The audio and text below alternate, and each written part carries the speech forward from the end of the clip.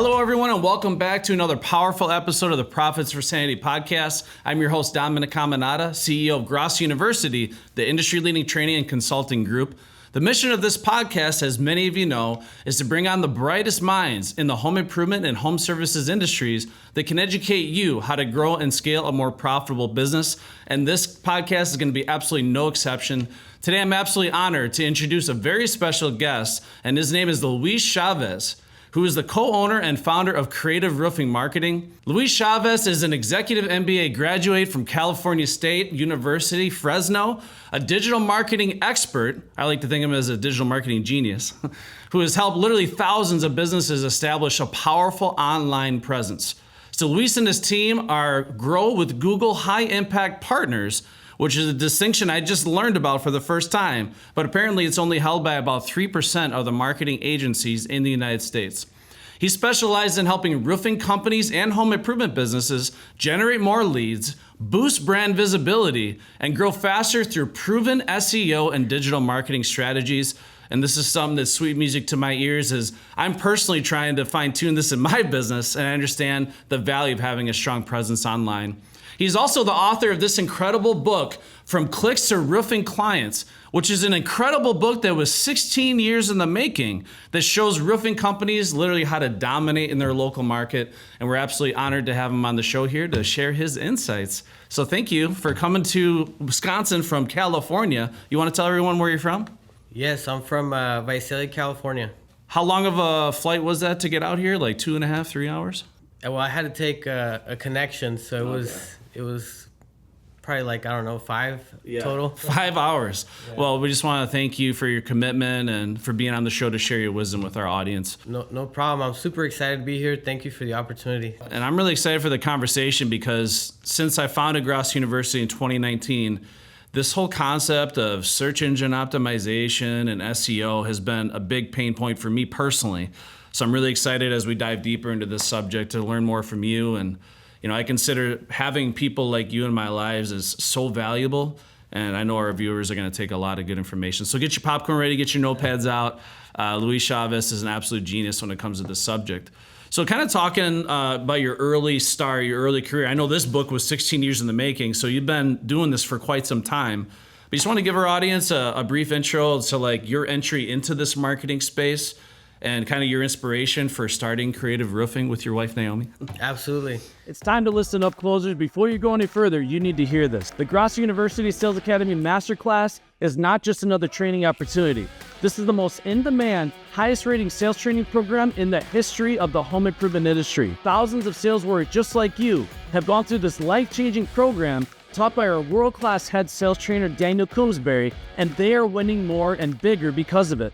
If you're serious about dominating in sales, this is where you go to sharpen your edge. The best part is, it's 100% virtual and happens on the second Monday of every month, so there are absolutely zero excuses not to invest in your growth and development. Why don't you go ahead and hit the link in the description to learn more and lock in your spot and get ready to ignite the greatness within. On behalf of Grosso University, yes, you are a closer, and back to the video.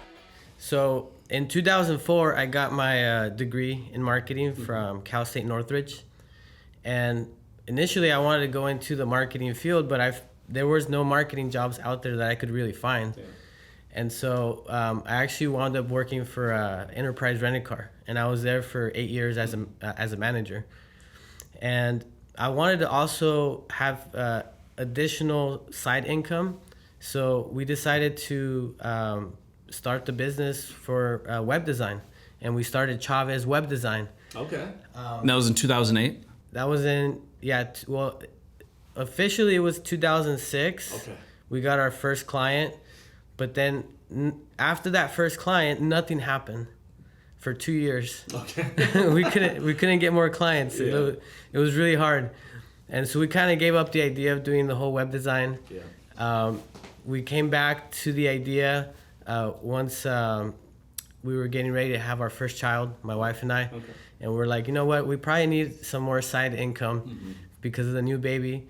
And that's when we started Chavez Web Design. My wife, she went and knocked on a bunch of doors, and a lot of people looked at her and said, you're going to build me a website? Yeah. Because when you think about building a website, you think about maybe she didn't really fit the persona. Right. And so she got rejected a lot. But eventually we started getting clients, and it wasn't a full-time business yet, but we did get enough clients to kind of be like, okay, this is nice, a little side money. And but eventually it became a full-time business. Wow. And so it started getting more serious like in 2015, and everything started going well, but then we plateaued, and we just couldn't, for as hard as we tried, we just tried to like, oh man, we got to go to this level and we got to do this. We just couldn't make it. And so we plateaued, and that's when I started doing more research and being like, okay, what are we missing? I know there's other agencies that are doing really well.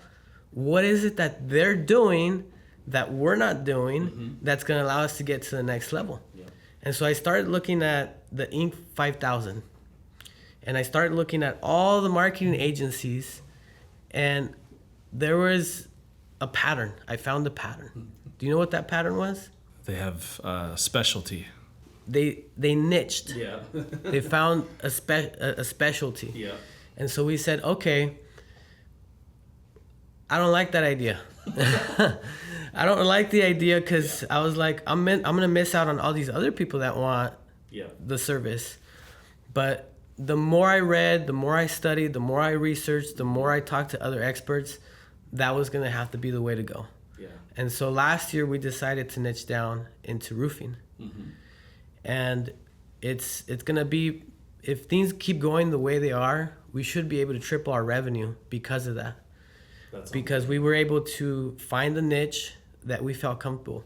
Now, why roofing? Yeah, that was going to be one of my questions. What attracted you to the roofing industry specifically? Yeah, I mean, after helping literally thousands of different businesses, why roofing? Well, the first question I asked myself, if I am going to niche down, who do I not want to work with? Yeah, process elimination. And so I made a list of all the different categories, and I said, you know what? These people, they weren't very easy to work with. So immediately I eliminated like half. Yeah.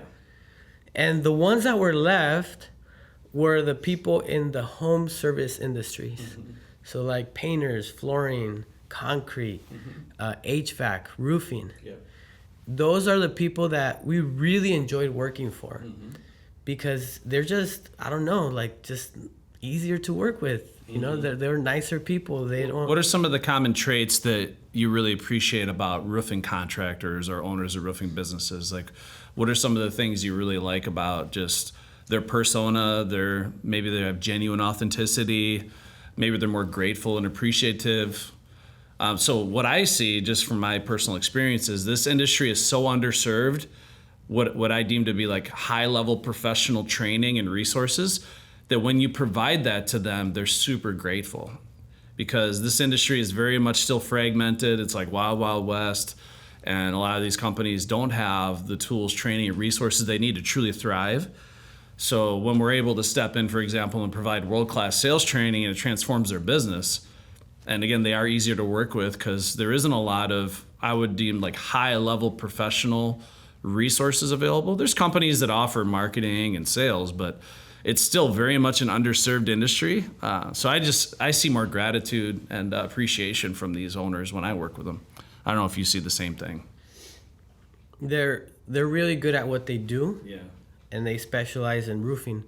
But when it comes to like all these other things like marketing, I mean, they need a lot of help. Yeah, and they shouldn't be an expert in roofer and an expert in marketing. And that's what's tough, right? Is you feel like when you're an owner, you have to like know how to build a call center, know how to recruit, know how to market, and know how to sell, and know how to do all the production operations. They're wearing all these hats, whereas it'd be nice to have someone that specializes just in that and that alone that can take that off my plate so I can work on my business, not in my business, Absolutely.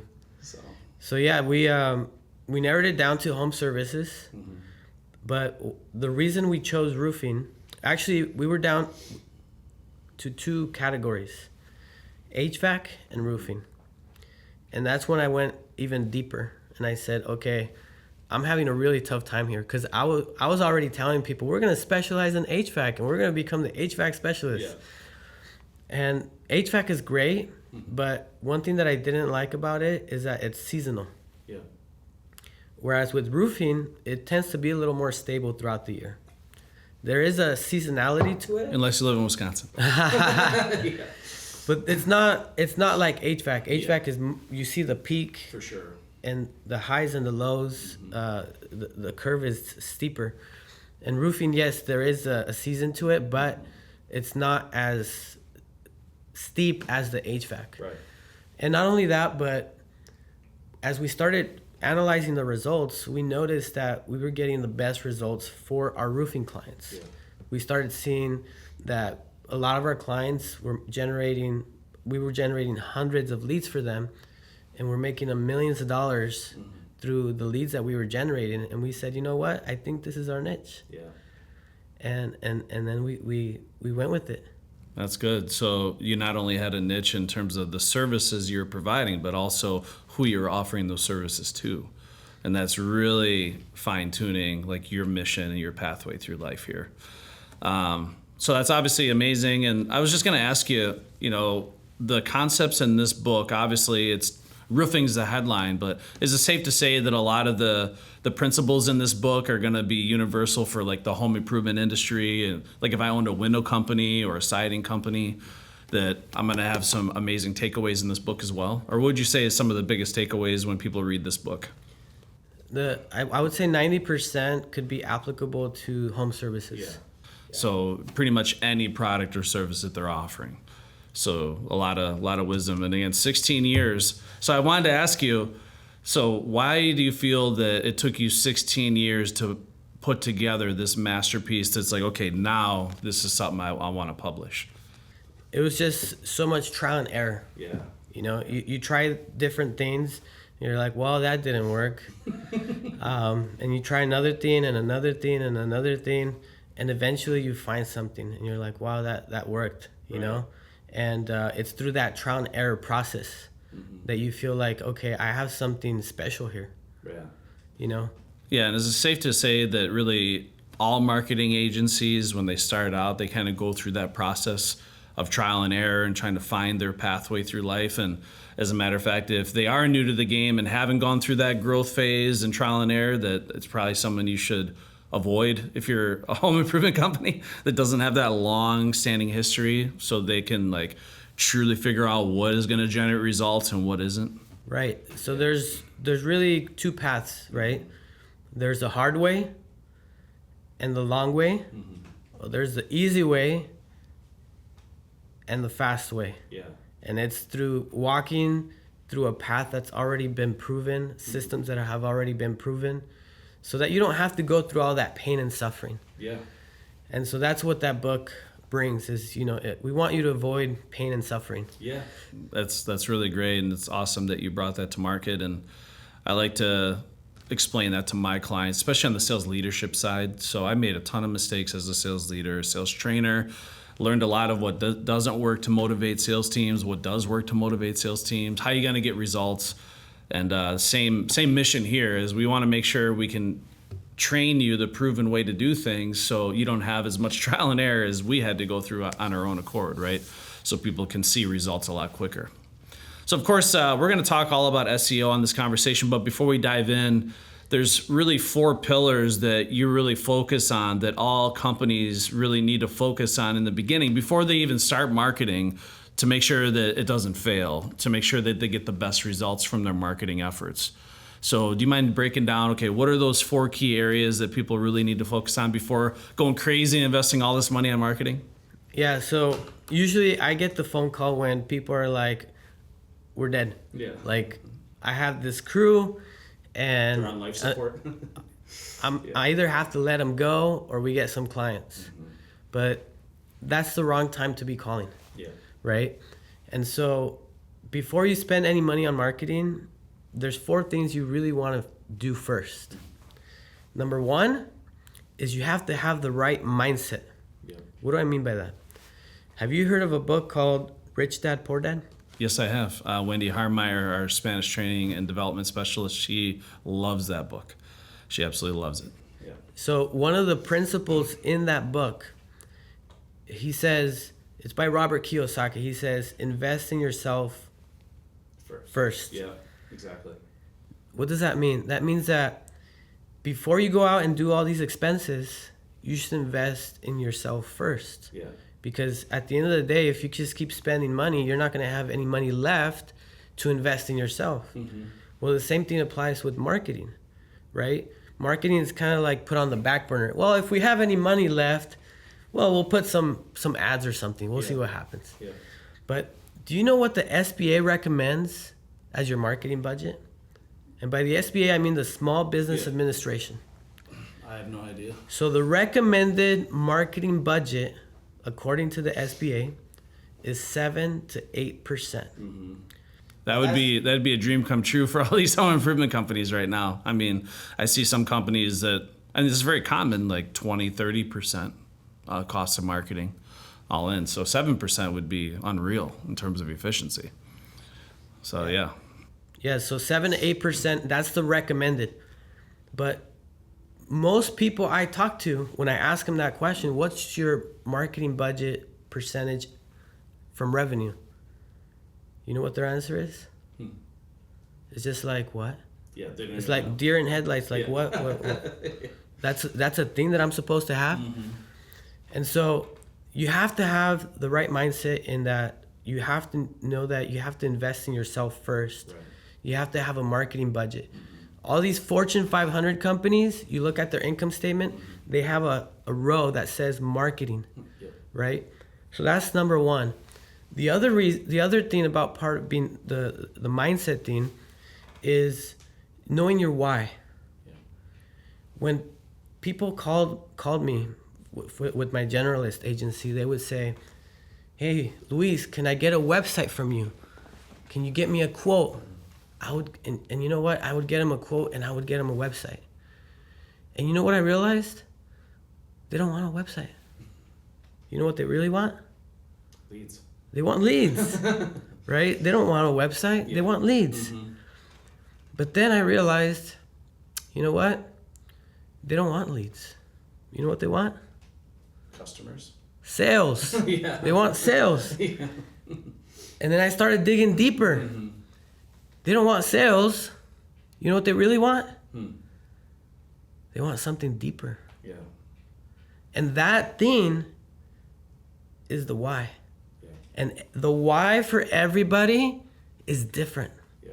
I've had customers tell me, you know what? Once I start digging deeper, they tell me, you know what, Luis?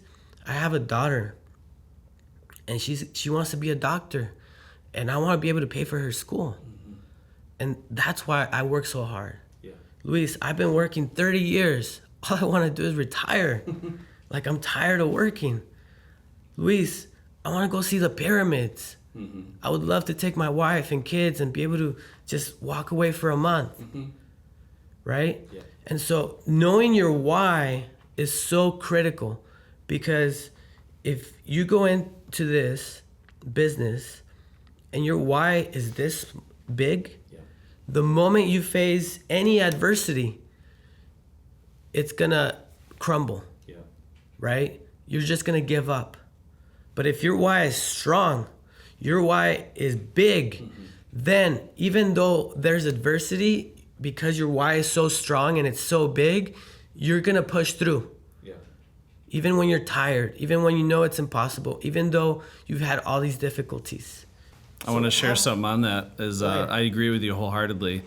When I was doing sales training full time, the very first thing I had every salesperson do is create a vision board and basically get clarity on what it is that they're working towards. Like, why are they doing what they're doing? Why are they waking up early in the morning, driving all over no man's land, going into strangers' houses, getting hit with constant rejection and objections, the stresses of the job, working 12, 14-hour days? Like, what is it for? And you ask the average person, like, what are you doing this for and why? That, again, deer in the headlights. They have no idea why they're doing what they're doing. And what I thought was very interesting, I would have them create their vision board day one, and then day two, they would come back and share it with everybody. So they would come up almost like in school, right? Show and tell.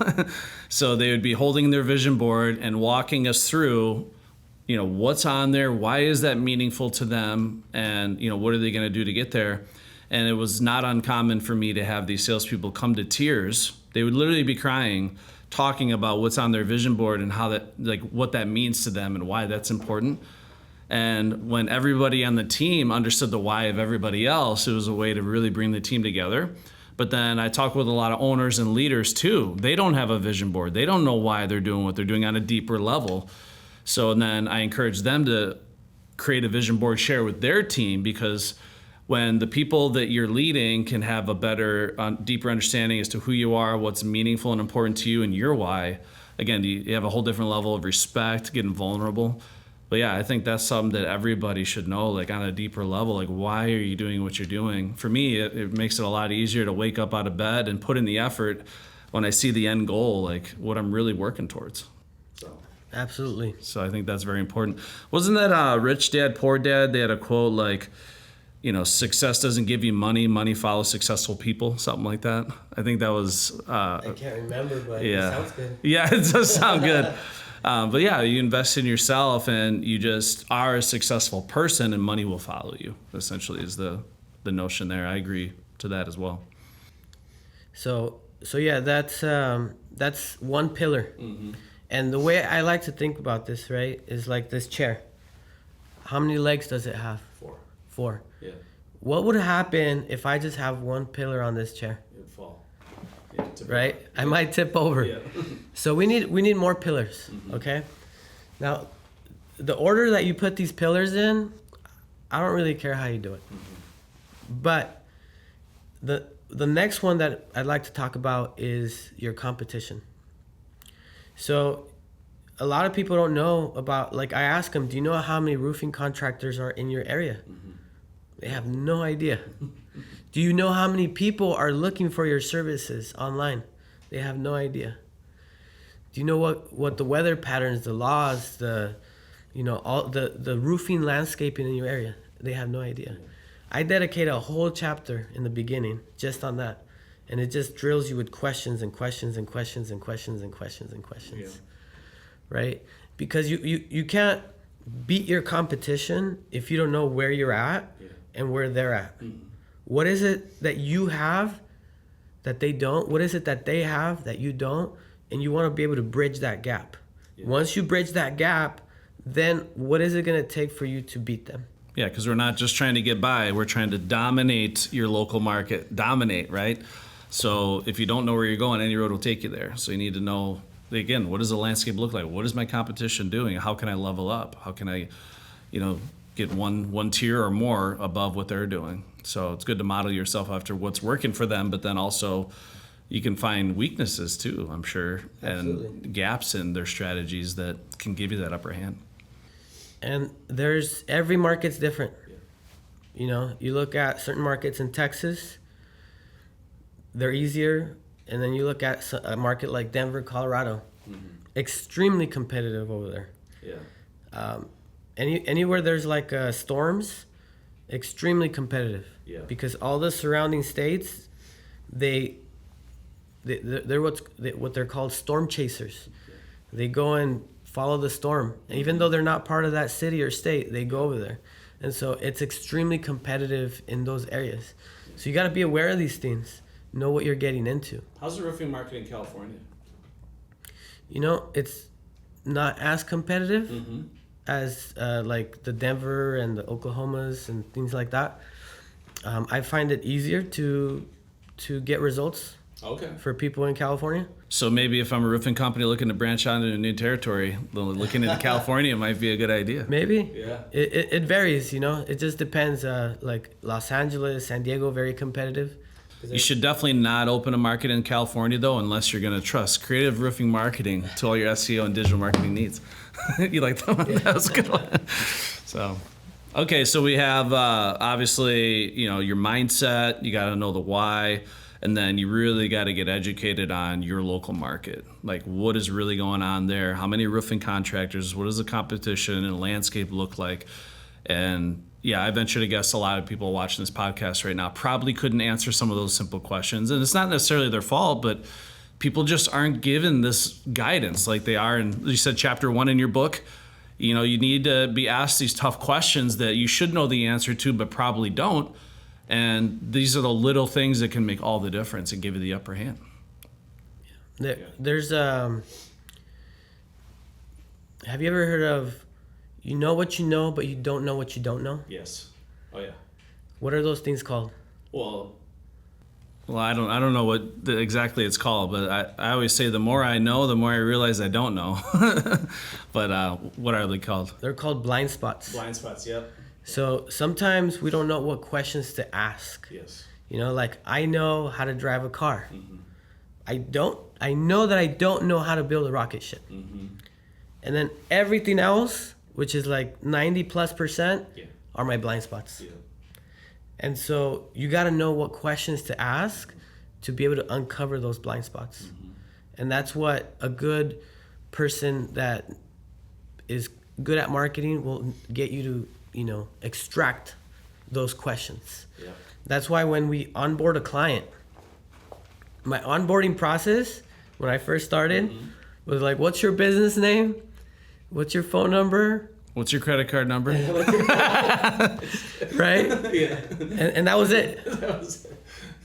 Our onboarding process now is 3 hours. Oh my gosh. We have you, and people complain about it, but at the end, they're so happy, right? Because the results. And then who's the good cop? Who's the bad cop? You or your wife? I'm just kidding. I just feel like an interrogation room. You got you and your wife, good cop, bad cop, just drilling them. Yeah, so we give them a questionnaire. It's an 11-page questionnaire. Okay. And it normally takes them about an hour and a half to 2 hours to complete. Mm-hmm. And it's kind of like when you go to the doctor, right? Yeah. Like they drill you with questions, not because they're being nosy. It's because they want to make sure they give you the right medicine. Yeah. Right? Mm-hmm. And I feel like a lot of marketing agencies, they don't do this. Mm-hmm. They don't understand you. And so that's why at the end of the day, when they start building your website, you're like, well, why'd you do that? And why'd you do this? And then the client tries to take control of the whole project because they don't trust the marketing agency. But if I understand you, right, after that full questionnaire of 11 pages, then we have a kickoff meeting and I'm still drilling you with more questions. Yeah. And I'm like really trying to understand you. How much more trust do you feel in me? A lot. That I'm going to do the right thing for your business. Yeah, right? All the way. Rick Grosso, my mentor, he used to say that diagnosis without prognosis is malpractice. Because a lot of people just get right into trying to throw a solution at people, but they haven't taken the time to drill down, like, what is the underlying cause of what's happening right now? Like, let's actually get to the nitty gritty and get underneath the surface to figure out what's really causing these symptoms or the challenge. That way I can prescribe the right solution.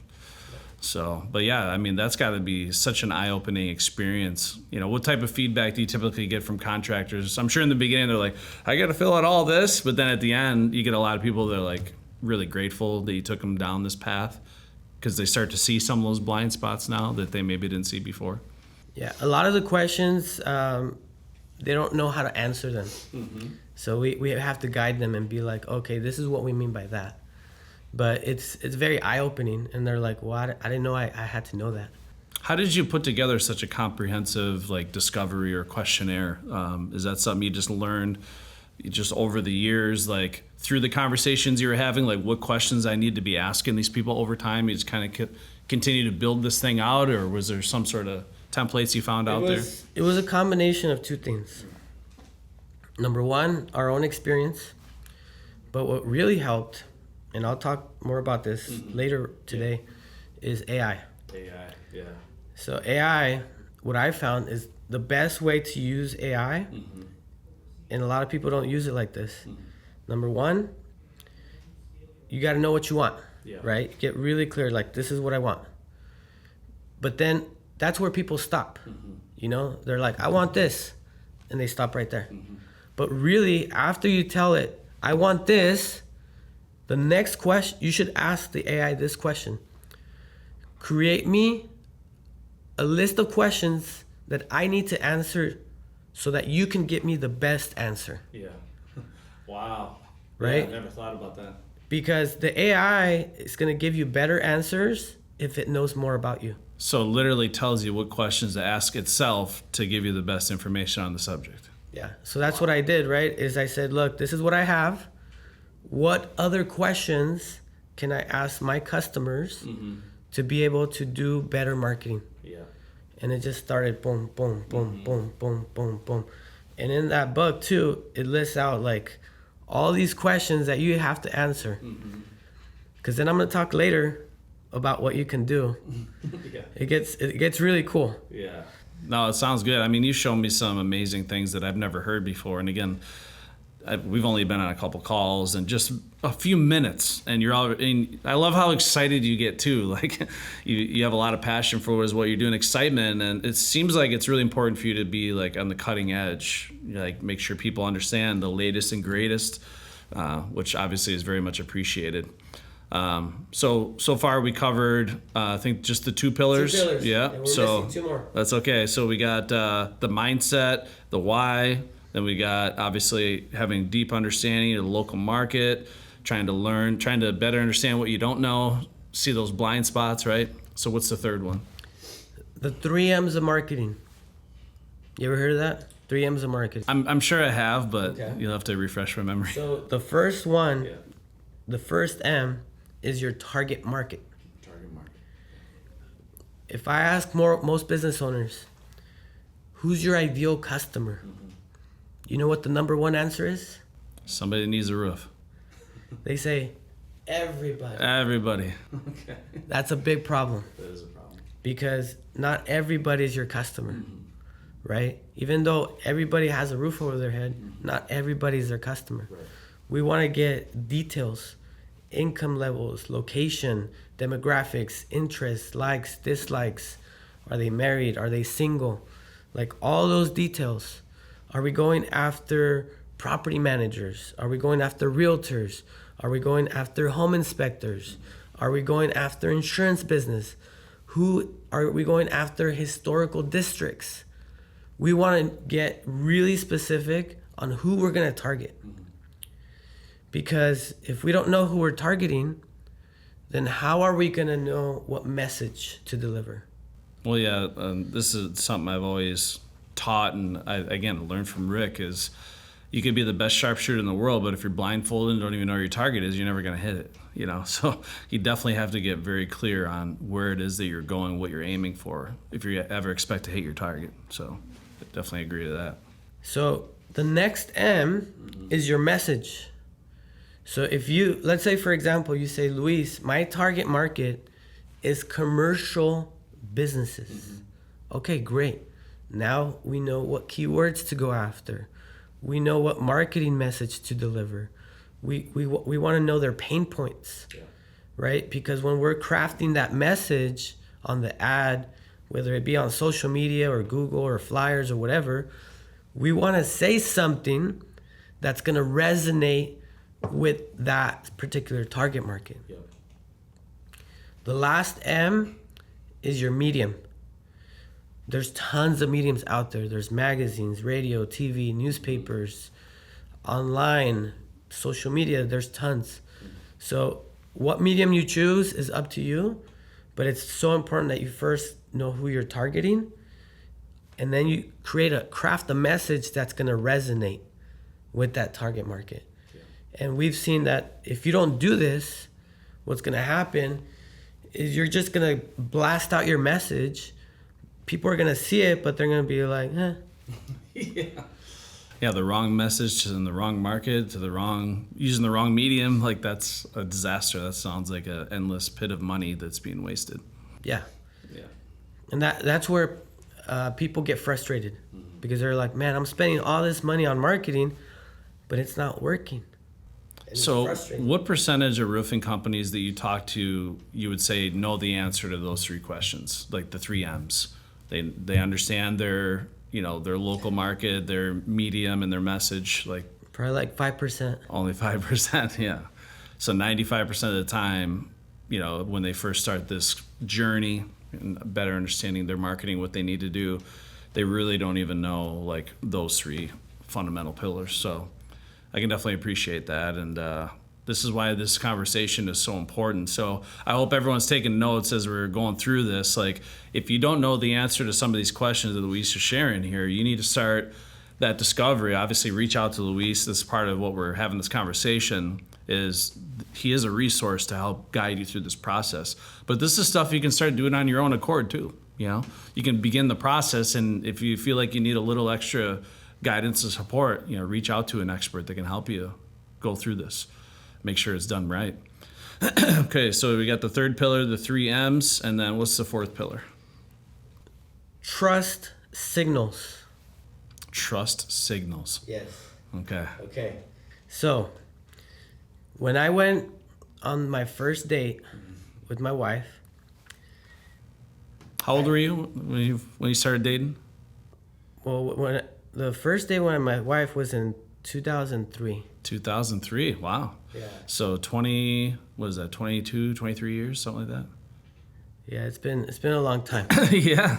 So I can relate to that. My wife and I have been dating since 2001.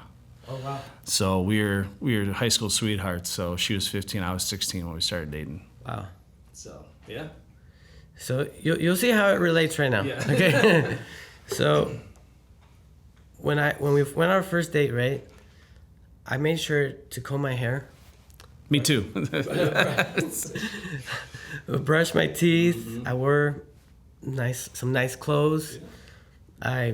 I remember washing my car and vacuuming my car. Yeah, you're delivering the masterful presentation. Right? Like I'm trying to make an impression. Yeah, exactly. Can you imagine how good it would have went if I didn't shower, if I didn't brush my teeth, if I didn't comb my hair, if I just whatever? You'd still be a bachelor. I'd probably still be single, right? Yeah. Like, the problem is that a lot of businesses, this is how they approach the sale. Right. They're like, hey, buy from me, but you don't look the part. Yeah. How do you want me to buy from you if you don't even look the part? Right. So we have to create those trust signals. Mm-hmm. In I think it's the first or second chapter, I can't remember, but I list out 20 trust signals that you can create for your business. Mm-hmm. So that when people see you, they're like, wow, I can trust this business. Mm-hmm. Now, I'll give you a couple just off the top of my head. The first thing is the image, right? Do you have a logo? Does it look professional? Do you have a website? Does that look professional?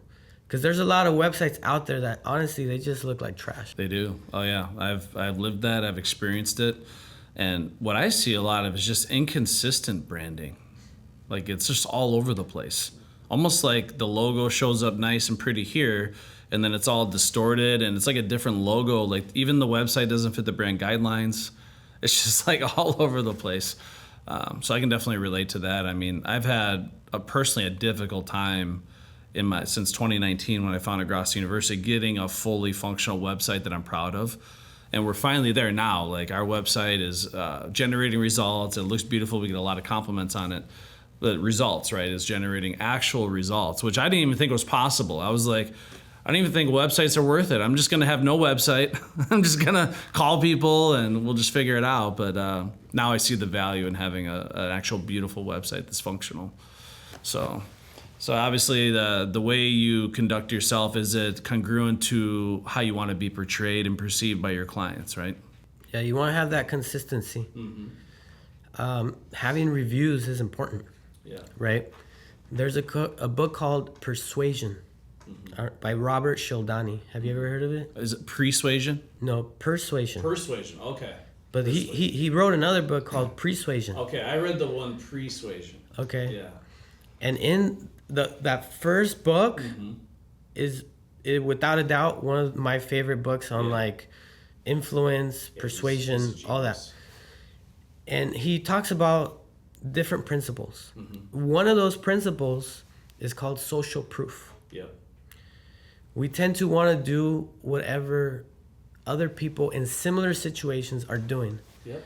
So if you're trying to sell me your service and I go look up your reviews and there's like 3 reviews. Yep. Whereas the competition has 300 plus glowing reviews, there's more of a fear factor going with the person that doesn't have that many versus the person that has a lot more. So having authentic reviews is very important. Oh, for sure. Yeah, I mean, I just think of the way people buy things on Amazon, right? So they figure out what it is that they want. They look up the reviews. If it's got a lot of reviews and it checks the boxes, it makes them feel a lot more comfortable making that purchase. But that's a self-defense mechanism that's programmed into all of us. So our subconscious mind is literally designed to basically get us to desire, gravitate towards what we perceive as a bigger herd, what they're thinking, saying, and doing, because there's safety in the middle of the herd. You don't want to be on the outskirts of the herd because it's dangerous out here, outside of what the bigger group is thinking, saying, or doing. So there's safety. If I feel like, okay, there seems to be consistency here where a lot of people are doing this, there's safety and security here, I'm going to gravitate this way because that's safer for me to do. But that's a self-defense mechanism that's programmed into all of us. And that's why social proof is so damn powerful, because that's one of the biggest motivators of all human beings, is simply doing what other people are doing. And that's, I think he talked about that, either persuasion or persuasion. He's talking about how people investing in, I think it was energy-saving technologies or something like that. He said the most powerful motivator that they discovered for people to invest in their homes, like energy-efficient technologies, was simply telling the neighbors that everyone else in their neighborhood's doing it, so they should do it too. They said social proof was more powerful of a motivator than their personal pocketbook, their personal economy, what benefits them, or like going green, what's good for the environment. Like, put all that aside. They just simply want to keep up with the Joneses, do what everyone else is doing. So that is a really powerful thing to leverage. So I can definitely appreciate that in marketing, why that would matter. Now, when it comes to reviews, right, there's a lot of fake reviews out there. Mm-hmm. You can buy reviews, right? People buying reviews. Sometimes they're cracking down on stuff like that, but there's what I would encourage is when you get a review, get your customers to put pictures of the project. Yeah. And when you post the reviews on your website, include a name, a last name, a picture, where the review came from, so that way it could be verifiable. Yeah. And if you want to hit a home run with reviews, the best thing would be to get a video testimonial. Oh, wow. Because I always forget you can do that with reviews, actually attach a video to it. Yes. Yeah. Because it's so much more difficult to fake that. And it brings up more authenticity, more powerful. And a lot of people don't want to do that because it's like, oh, I got to have this big production and I got to do this. No. Just take out your camera and be like, hey, tell us about this and this and that. The more authentic it feels, the better. So they actually read a review and they attach a video to it, where they're actually explaining in a testimonial fashion like how their experience was. So yeah, how was the service? Were you happy with everything? Yeah. Is there anything we could have done better? No, everything was wonderful. How many companies have video testimonials on their Google reviews? I mean, I don't really see that hardly ever. I see pictures every now and then, but I don't see a lot of videos. They don't. They don't. But those video testimonials, I would recommend putting them on the website. Yeah. Yep. On the website. Put them on the website. Okay. And then, is there any validity to, like, in the Google review where they started throwing in some of those keywords too? Is that helpful? Like, for example, if I'm Grosso University and we want to be known as the leader in home improvement sales training, which we do, literally having people put in their review, like, best home improvement sales training I've ever had, stuff like that. I don't know if that matters. So Google wants authenticity, right? And so as long as you're asking the right questions so that it can trigger those keywords. Okay. Like, I'll give you an example. When I came here, I typed in the word chicken full Milwaukee. Yeah. And what Google did is it looked at the reviews to find out who was writing chicken full in the review. And it found me a restaurant that offered chicken full. Yeah. So those keywords do matter if they put them in the reviews. Okay.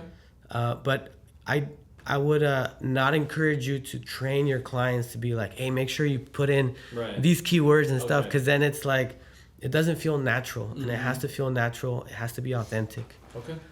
That's good to know.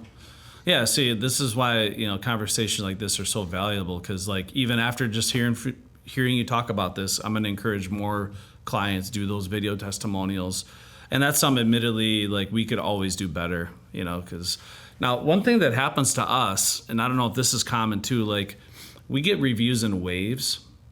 So we'll go like a week or two without a review, and then we'll get like 15, 20 reviews all at once. And it seems to be kind of governed where not all of those reviews go through, because I don't know if that happens with Google where too many reviews go through at one time and it like triggers an algorithm that like restricts it or something like that. I don't know if there's any way to like maximize. I know some of them are always going to be restricted, but maximize how many of those get through.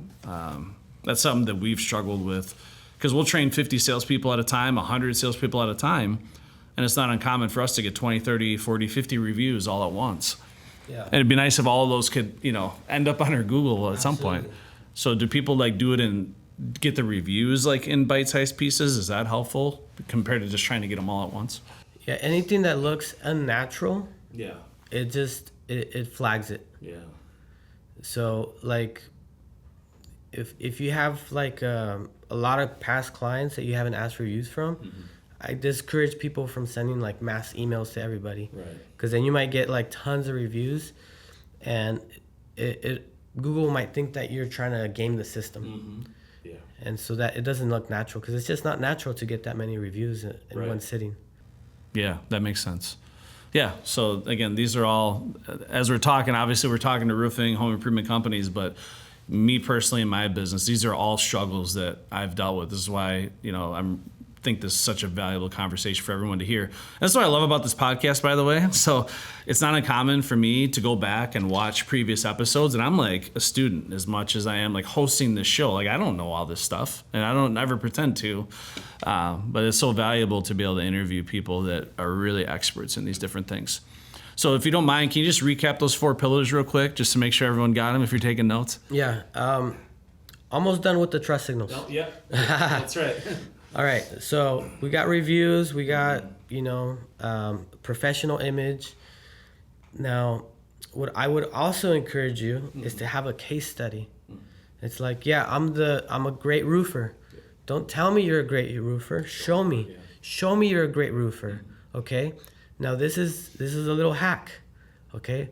What you're gonna do is you're gonna publish that case study, and you're gonna do a press release. Okay?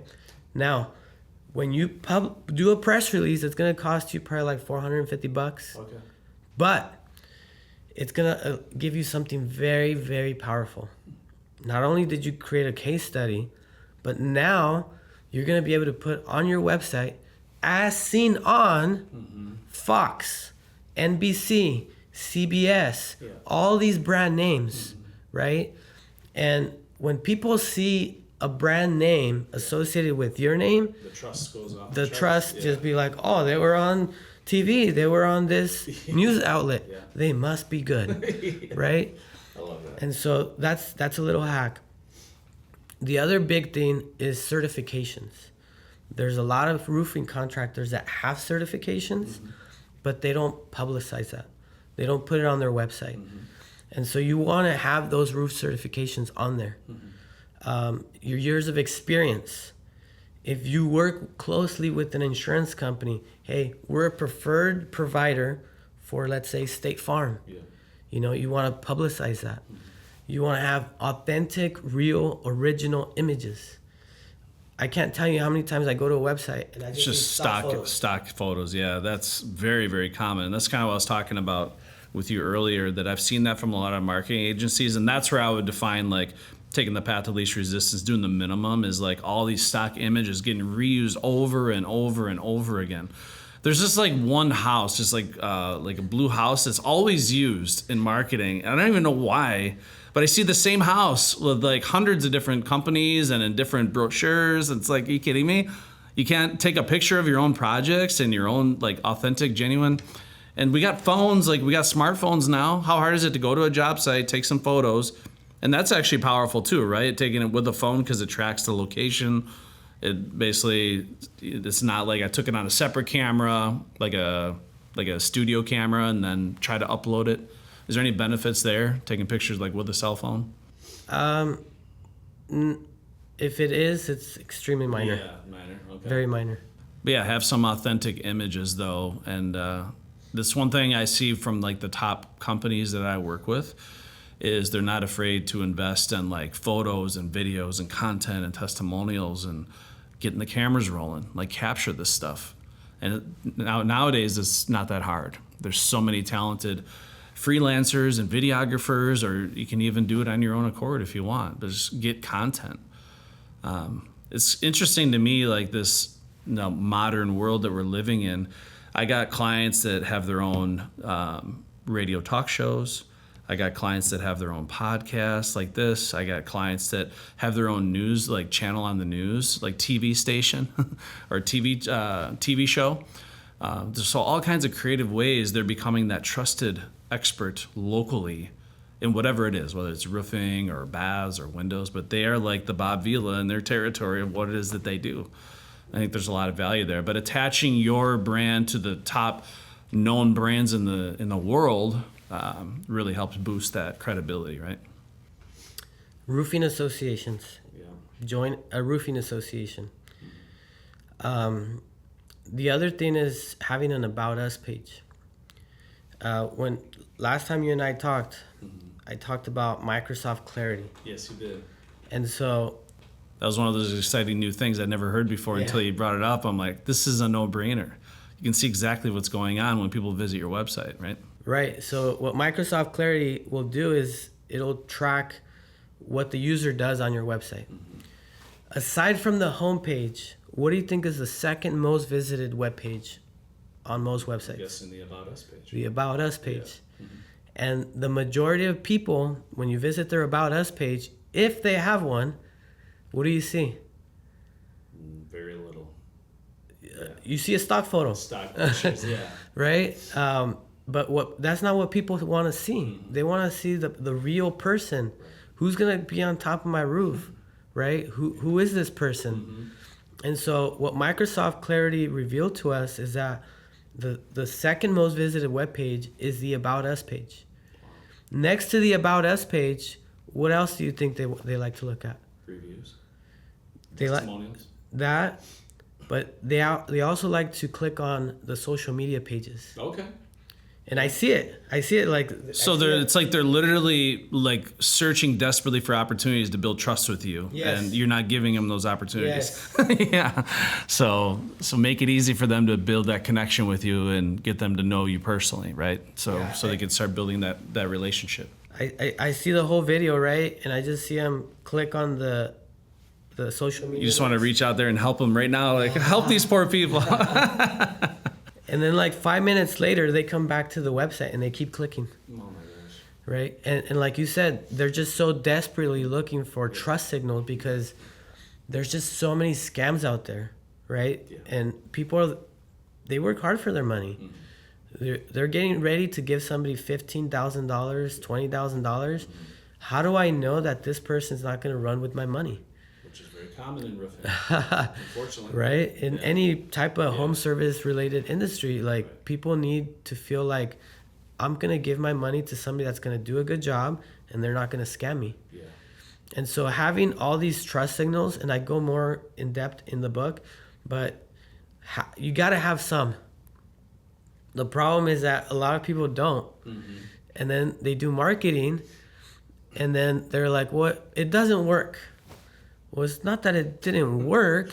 It's just that you were sitting on one leg stool and you're wobbling. Yeah, because there's a difference between having a website that people can go to versus having a website that actually converts and builds trust and has all those things dialed in where they're actually willing to actually make that introduction, that connection with you, right? So, yeah, and this is one thing that, we struggled with historically. One, people couldn't find us online in the beginning. We were on like page 17 on Google. And then when people got there, the website did nothing to convert. It didn't have a lot of those trust signals that you're talking about. People would go to our website, scroll through, and still have no clue what we do. And I venture to guess that that's very common, like in the world of websites. Like, does your website clearly convey the right message where people can look at it because again, was it like 20 some seconds at most that people are typically on there or less? Is it very clear to them what it is that you do and the value proposition that you have? That 3 M's of marketing. Yeah, exactly. Yeah. Again, I'm taking notes as much as anybody going through this conversation. So those trust signals are absolutely key. Yeah. So you could see how so far to this point, right? Like we haven't even talked about marketing, really. Yeah. Right. I don't know if you play chess.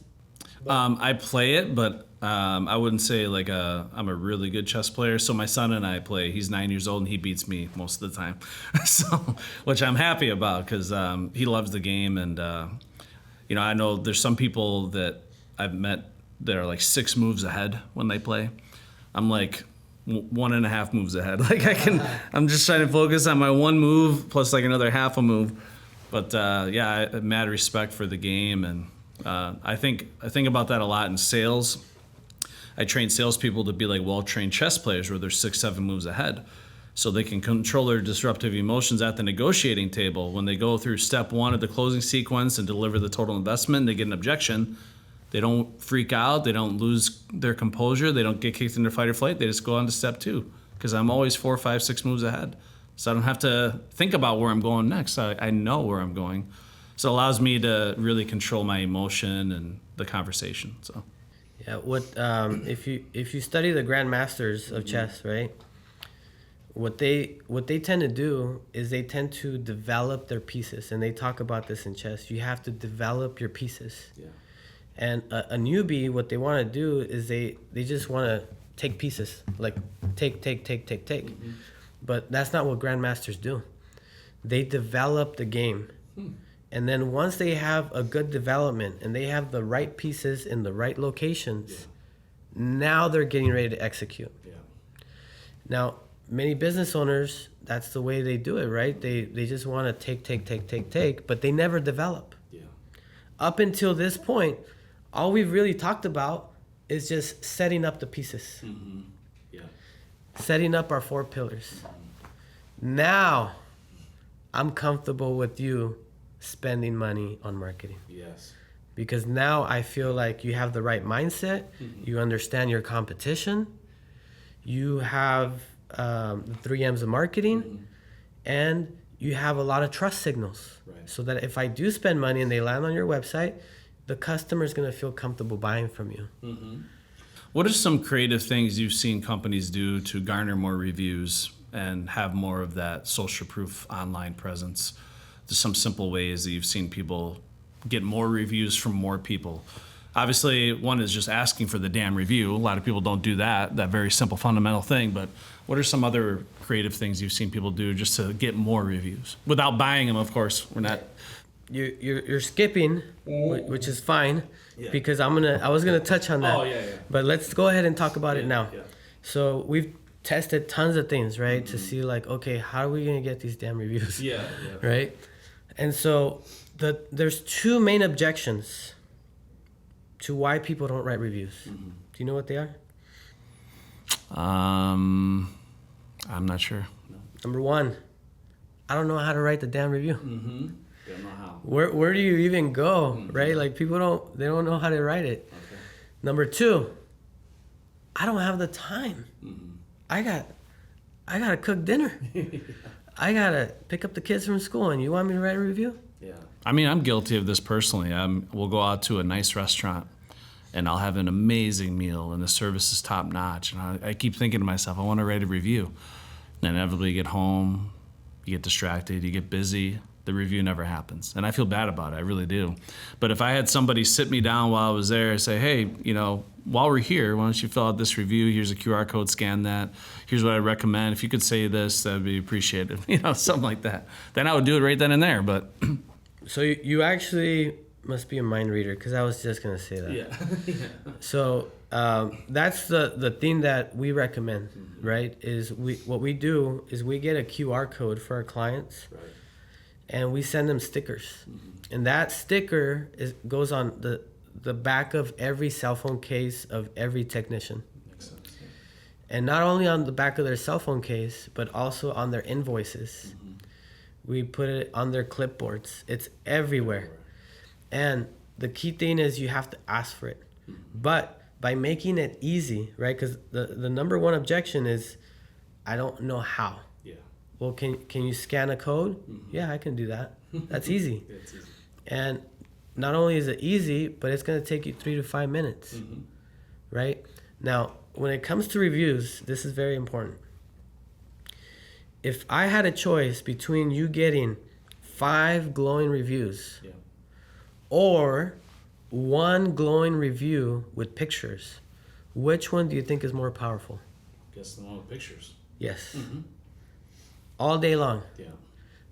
If you can get your customer to put a picture with the review, Google loves that. Is it any benefit to having a picture with the customer where it's like you and them together, or just the customer, or just their project, or what do you see people doing? Ideally the project. The project, okay. So Yeah, it doesn't have to be the person. Like you could if you wanted to. Yeah. But like that alone, if you just did that alone, oh my God. Yeah. So here's one strategy that I've talked to some of my clients. I wanted to get your opinion on it, but it's a way they can essentially like double dip the chip with reviews with home improvement clients. Is at the point of sale, when the customer made that commitment to buy and they closed it, right then and there, I have my salespeople get a review from that homeowner on how their experience was with the design consultation, putting that sales rep's name in there. And salespeople would show those reviews to clients subsequently on other leads, right, to build trust and credibility, social proof. But they would get a review on how their experience was with the in-home estimate. So then, if people are online searching that, they get to see, it seems pretty pleasant and professional how these people treat their customers, not like high pressure and all this stuff. And they would take selfies with their customers on the review. So then when the job's installed, they would get a separate review how the installation crew delivered on the promises from that design consultant. So they kind of get to see both, but it's a way you can get like 2 reviews from each customer. And they're both equally as important in my opinion, because if I'm looking to schedule an in-home estimate with a company and I'm seeing nothing but bad reviews on the estimate, that whole experience, took way too long. If they just go on Yelp and they look at all the negative, right? Whereas if they go on Google and they see you got all these reviews, but then they sprinkled in there, they see, I had Dominic out here. He did an amazing job on the in-home estimate, answered all of our questions, highly professional, definitely recommend this company or something like that. I don't know what your opinion is on that, but I found that to be really impactful. I've never heard of that. Yeah. I think as long as it doesn't get flagged and it works, I think it's a great idea. And then what I would do is before I delivered the total investment, I would have the homeowners reading the reviews from other customers with my name in them. Because now it's getting into play that positive movie in their mind that, okay, this guy appears to be trustworthy, right. These people. And then even further, I want to get your opinion on this. A lot of times after a successful sale, after we close the sale, we were able to get a 30-second to 1-minute testimonial from that homeowner right then and there as to why they felt comfortable buying from us. So they would basically say, we felt confident moving forward with Dominic and his company because of XYZ, fill in the blank. You did a great job, really professional, loved the products, answered all our questions, felt comfortable, didn't pressure us into buying, all this stuff.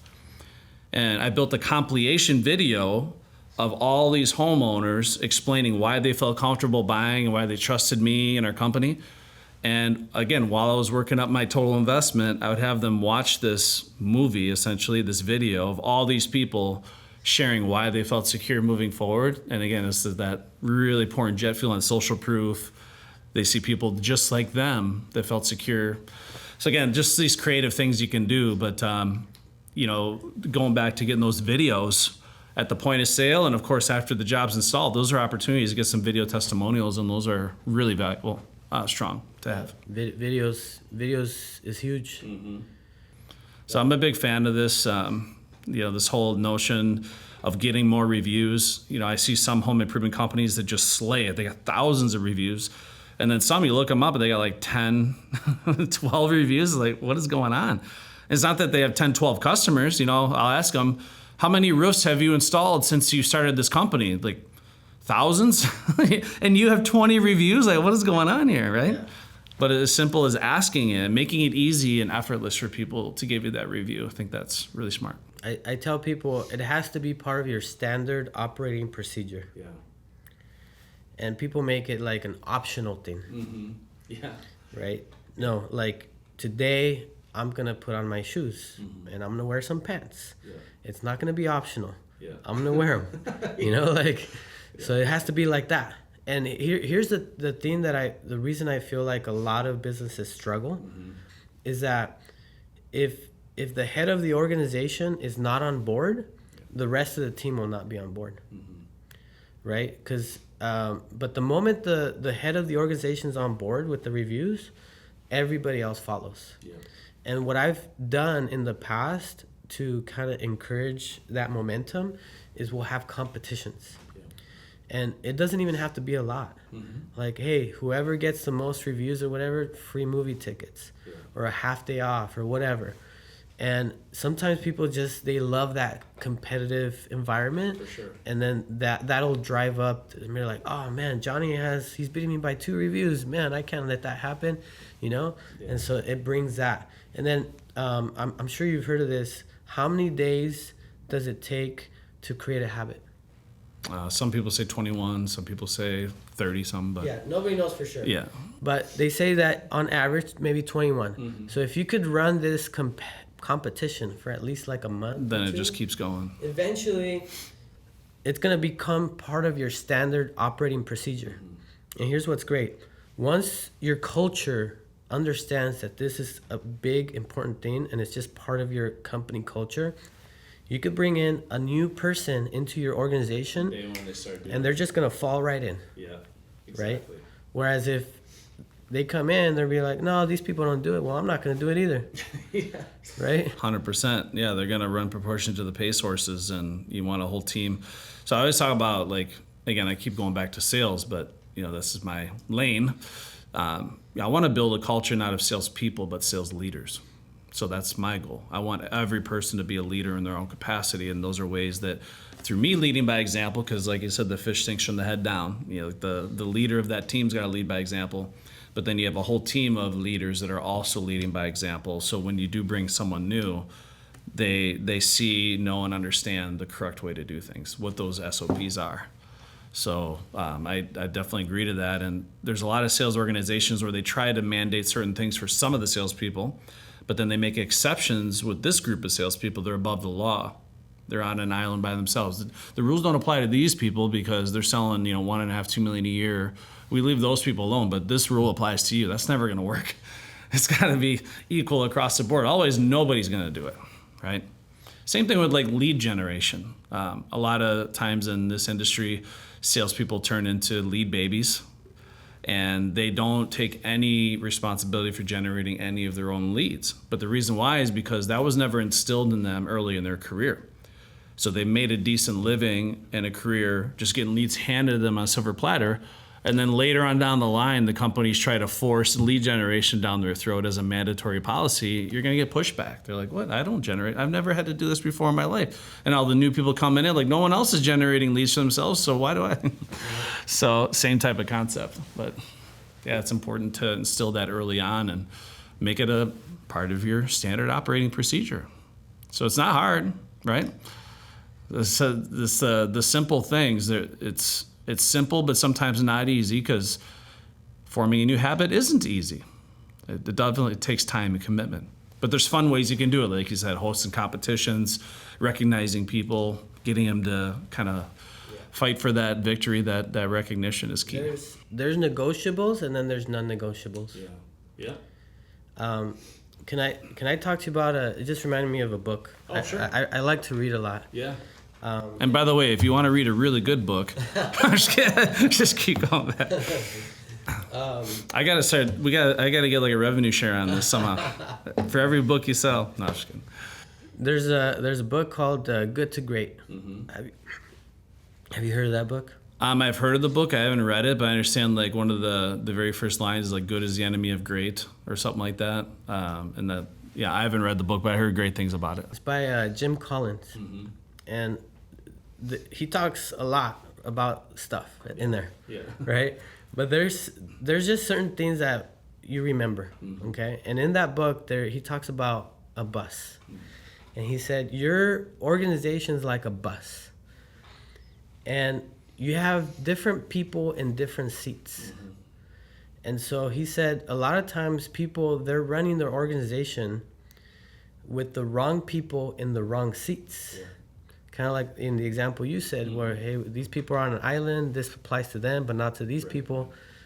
And he said that you have to sometimes stop the bus, get everybody off the bus, and then reassign the right people in the right seats. Yeah. I remember I used to have somebody work for me, and I had her do like outside marketing. Mm-hmm. And I said, I need you to go talk to 30 business owners. After 3 hours, how many business owners did she talk to? Not one.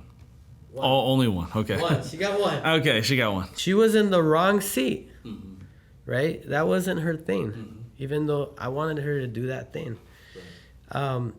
And what you'll discover is that sometimes those people, when you put them in the right seats, they don't make it back on the bus. Some people stay off the bus forever. Yeah. But he said, you have to have the right people in the right seats. And then once you have those people in the right seats, then you can hit the gas pedal. Then your company can go. Yeah. No, I see that as being very common in business for sure.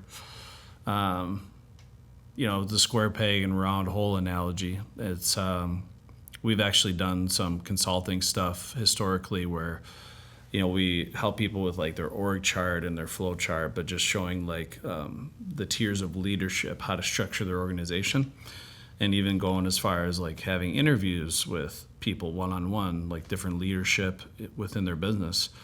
And sometimes as plain as day, you can see they have the wrong people in the wrong seats doing the wrong things. And not that they're not gifted and talented, but they definitely have no business being involved in what they're involved in. So I definitely agree. Sometimes you got to like reshuffle the deck. You got to bring them off, put them back in the right spots, because your business is really restricted, from achieving its full potential if people are in the wrong seats doing the wrong things. And a lot of people try to force change into people, but getting people to change who they are is very rare. And there's an abundance of talent out there. That's the good news. There is talented people that can go in those seats and dominate, but you got to be willing to find them and not try to force somebody that's not a good fit for the role to fit into that position. I think that's probably what happens a lot is people maybe like a certain person, they want to try to change them into something that they're not, but they try to force somebody to become something that they're not, and they'd be much happier doing something that is a better fit for them. There's a toy where you fit the star in the star and the square in the square. Yeah, exactly. Sometimes people will try to force the square in the circle and just jam it in there. Just make it work. Yeah, and if you do get it through, you're going to break the whole toy. So yeah, that's your business imploding on itself. Yeah. So a lot of good stuff. So anything else in terms of the 4 pillars that we didn't touch on? I think we covered that pretty strongly. Yeah. So we have the 4 pillars established. We got a stable stool. We're not going to tip over. So now diving into marketing and SEO, just kind of explain, what exactly is SEO and why is it so darn important in terms of marketing nowadays? So you might have the most amazing business. Okay, the best experience, the best tools, the best certifications, the best everything. But if you're a ghost and nobody can find you, what is it good for? I was actually at a Grant Cardone growth conference. I don't know if you follow Grant Cardone at all, but he says the best known product will always beat the best product. You could have the best product ever, but if nobody knows about it, the best known product will always win. So you got to be the best known. So that's the key. Yeah. So SEO is so important because if it allows you to get in front of your ideal customer. Yeah. Okay. Now when it comes to marketing, you have a buffet of options. You have so many options. Yeah. It is overwhelming, by the way. Marketing is always like not just for home improvement business, but even like me personally, it's always been like my number one frustration is getting the word out. Like you just want to scream from the mountaintops, like, here I am, like I can literally change your life. We have so much good things going on here. Like, check me out. It's like, no, it's not that easy. Hey closers, it's Dan Coombsbury from Grosso University. I'm the sales trainer who runs our monthly Sales Academy Masterclass, where we walk you through our 11-step process for in-home sales in the home improvement industry. This process is perfect for salespeople of any level of experience, whether you're green coming right into the field or you've been doing this for 30 years. We promise you that you're going to learn something that you can take out that day and help you close business. From my personal experience, I know that many homeowners that you talk to are looking to work with a credible expert who is knowledgeable, but they don't like being sold. The beautiful part about this process is it can be tailored for any personality type, any problem you may run into, and we're going to go through this in such a detail-oriented manner that you'll be prepared for any situation. From walking up and knocking on the door all the way through buttoning up the deal, we will teach you the nuanced art form that is one call closing. This is a skill set that helped me make multiple six-figure income for years and years, and now, because I get to sit on this side of the camera, I get to pass that skill set along to you. I hope you're up to the task, because I'll tell you, this is a 145-page book that we train over a 2-week span. It is coupled with our 11-part video series that's broken down so it's easy to digest. No matter what type of learner you are, we accommodate you. Now, at the end of our 2-week training process, you will have to pass a final exam, and it's not easy. You'll have to score at least an 85% on this final exam in order to become a certified sales warrior through the Grosso University program. And that's where the hard work begins. But if you're up to the task and you want to make life-changing money and cultivate a skill set that will permeate into all areas of your life, I invite you to join me in the Sales Academy Masterclass. We have classes that start on the second Monday of every month, and I look forward to seeing you in class. And as always here at Grosso University, yes, you are a closer. Now, why SEO, right? Like, why not put a billboard? Why not put myself on a magazine? Mm-hmm. Now, I want you to think about like an hourglass, like the shape of an hourglass, okay? Mm-hmm. At the very top, you have what's called awareness. Mm-hmm. If I give you my business card, I'm making you aware that I exist. Yeah. However, does that mean that you need my service? Do you want it? Do you even qualify for the service? Mm-hmm. You may not. Right. The next level down is interest. Mm-hmm. Maybe I made you interested. This sounds interesting. Maybe I might need it someday. Mm-hmm. But we don't know if you need it tomorrow, next week, next year, or 50 years from now. We don't know. Mm-hmm.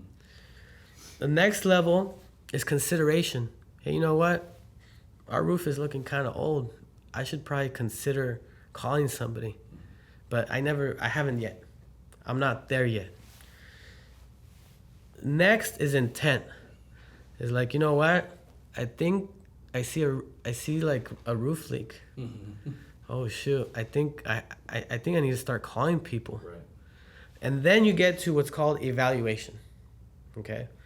Now, what's great about SEO is that if you show up as one of the first options for all these different keywords, is that the people that tend to call are the people that are already pre-positioned to buy. Mm-hmm. They've already gone through these phases: awareness, interest, consideration. They're at the evaluation phase. Right. They're analyzing your trust signals. Mm-hmm. Is this going to be the best person that I can trust and can solve my problem? And so that's what I love about SEO, is that the leads that come through there, they're extremely high quality, because they've already made the decision that they need to get this done. And it's not like that they want to get it done, it's that they have to get it done. Mm-hmm. Because if not, the tenant's going to be like, hey, there's mold growing here. And that's the potential lawsuit. Now I have to get it done, right? Mm-hmm. And so, but we're not done. Remember I said hourglass? Mm-hmm. So it comes back out. Yeah. So now you found me online. You decided to make a purchase. You're going to do a roof repair or roof replacement, whatever. And you've purchased from me. Here's where I want to hopefully term a coin, because I've never heard it from any other marketer. And I call it the 3 M's of marketing. Mm-hmm. The hourglass. Yeah. Repeat business, reviews, and referrals. The 3 R's of marketing. Yeah, 3 R's, yeah. So we want to, once they become a client, how can we get them to buy again? Now, a roof, once it gets replaced or whatever, they're probably not going to need it for another 30 years. Right. But maybe you own some rental properties. At least I can get a review with pictures on it. Or who else do you know? The average person knows a minimum of at least 200 people. So, hey, guess what? I just got a new roof replaced, and let me tag you on social media. Boom. You just let all your 200 friends know about this great company. Yeah. Right? So that's why I like SEO. But here's the problem with SEO. Here's the challenge. Have you heard of a company called Ahrefs? So Ahrefs is one of the leading software companies for SEO. Like they provide you with this truly amazing software. Okay. And they did a study in 2024. And what they found was that only 1.94% of all the web pages on the internet get traffic from Google. Are you kidding me? That's it. Just over 1%. 1.94. Yeah, 1.94. Yeah.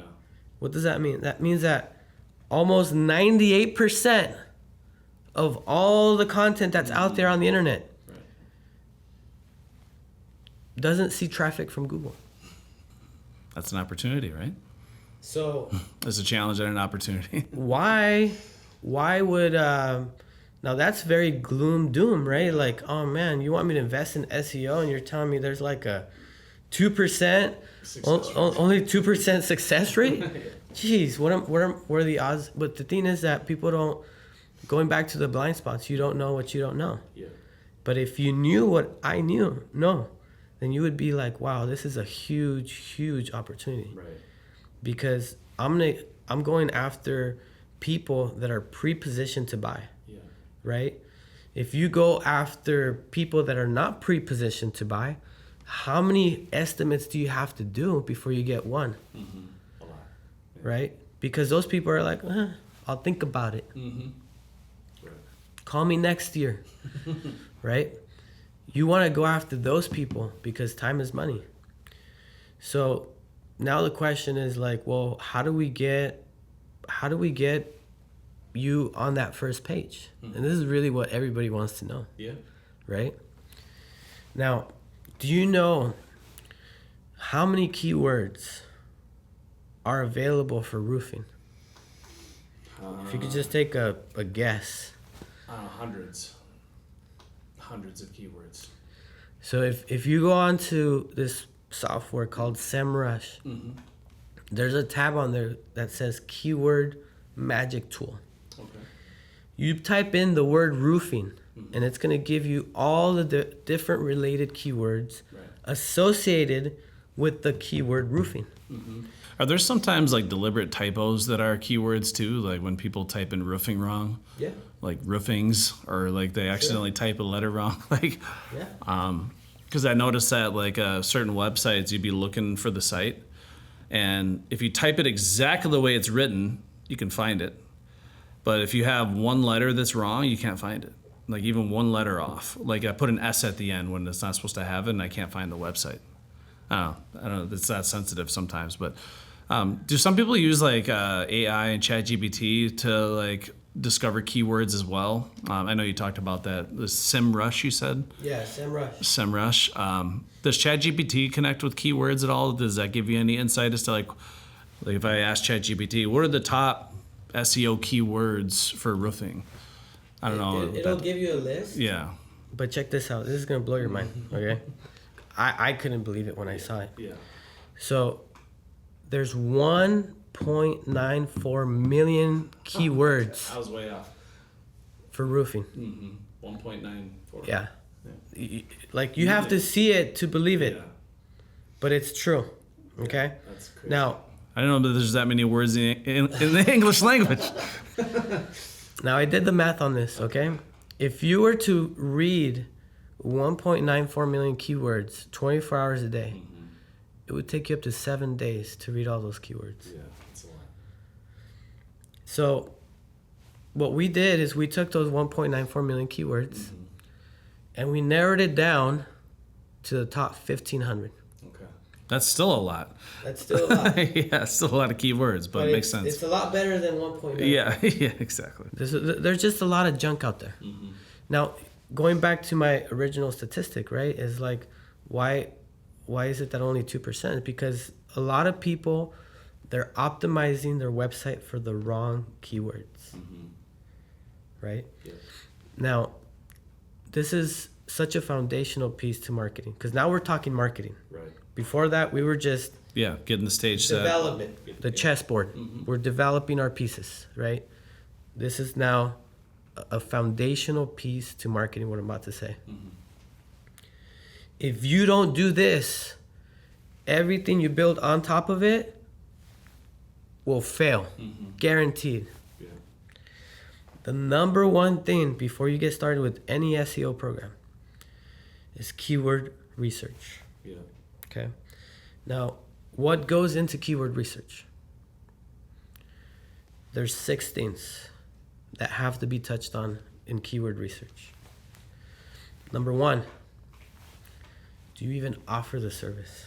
Yeah. You don't want a keyword to basically mislead your customers to thinking you do something you don't do, right? Yeah. Sometimes I see keywords on their website and I'm like, so how much do you charge for this service? Oh, we don't even do that. Why do you have it on there? Right? So that's number 1. Do you even offer the service? Okay. The next thing we got to look at is, what is the intent of the keyword? Okay. Now there's 4 different intents. There's transactional. That's the best one because it says, I want to buy something. Yeah. Commercial. I have an intention to buy, but I'm not going to buy now. I just have an intention to buy. Informational. I'm just researching. I want to know more information about this topic. And number 4 is navigational. How do I calculate the roof pitch or something? That's like more navigational stuff. So you got to know the intent of the keyword. The next thing is we've got to look at the volume. Would it make a difference if this keyword gets 1,000 and this one gets 5? Yeah, of course. We want to go after the high volume keywords, right? The third item, well, actually, I think I'm on is it 3rd or 4th? I can't remember. Third? Okay. Yeah. So 4th is, what's the trend? Because sometimes when we do the research, we see spikes. Like, it'll be like, wow, look at this keyword. Oh my God, it has all this volume. And then we see the trend and it's like, yeah, but that was 6 months ago. It's not relevant anymore. Yeah. So when we look at keywords, we're looking for consistency. You know, is it consistent throughout? Do you see, like, in roofing, keywords changing, like after a storm comes through, or like maybe there's some thing going on, well, there's Mother Nature or something going on in the world where it could influence certain keywords? Just mainly the volume. Yeah. Yeah. The volume of it. Yeah, the volume is. I talk about it in the book too. Because I think about, like, after a hailstorm, there may be like, you know, how to know if I have hail damage or something, like hail damage, or right. I don't know, stuff like that, depending on what's going on. Yeah. Or a tree fell on my roof. Yeah. Yeah. There's definitely a spike in that. I saw that happen with a hurricane that happened in Texas a while back ago. Just boom. Yeah. Like an overwhelming amount of roof-related keywords in Houston. When there was like a big hurricane that happened over there. Yeah. So we have the trend. The next item, and this is one item that gets skipped a lot. It gets overseen tremendously a lot. And that is keyword difficulty score. Okay. Your difficulty score could be anywhere from 0, with being the easiest, and 100 being the hardest. Now, if you're like, well, I want to go after this keyword, which is like 100 out of 100, right? But yet you have no trust signals. You're a low authority score.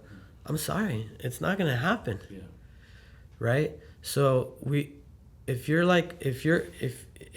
authority score is low for your website, we want to go after low hanging fruit to get some traffic going. And so by doing all these things, okay, now the last thing for keyword research is how profitable is that keyword.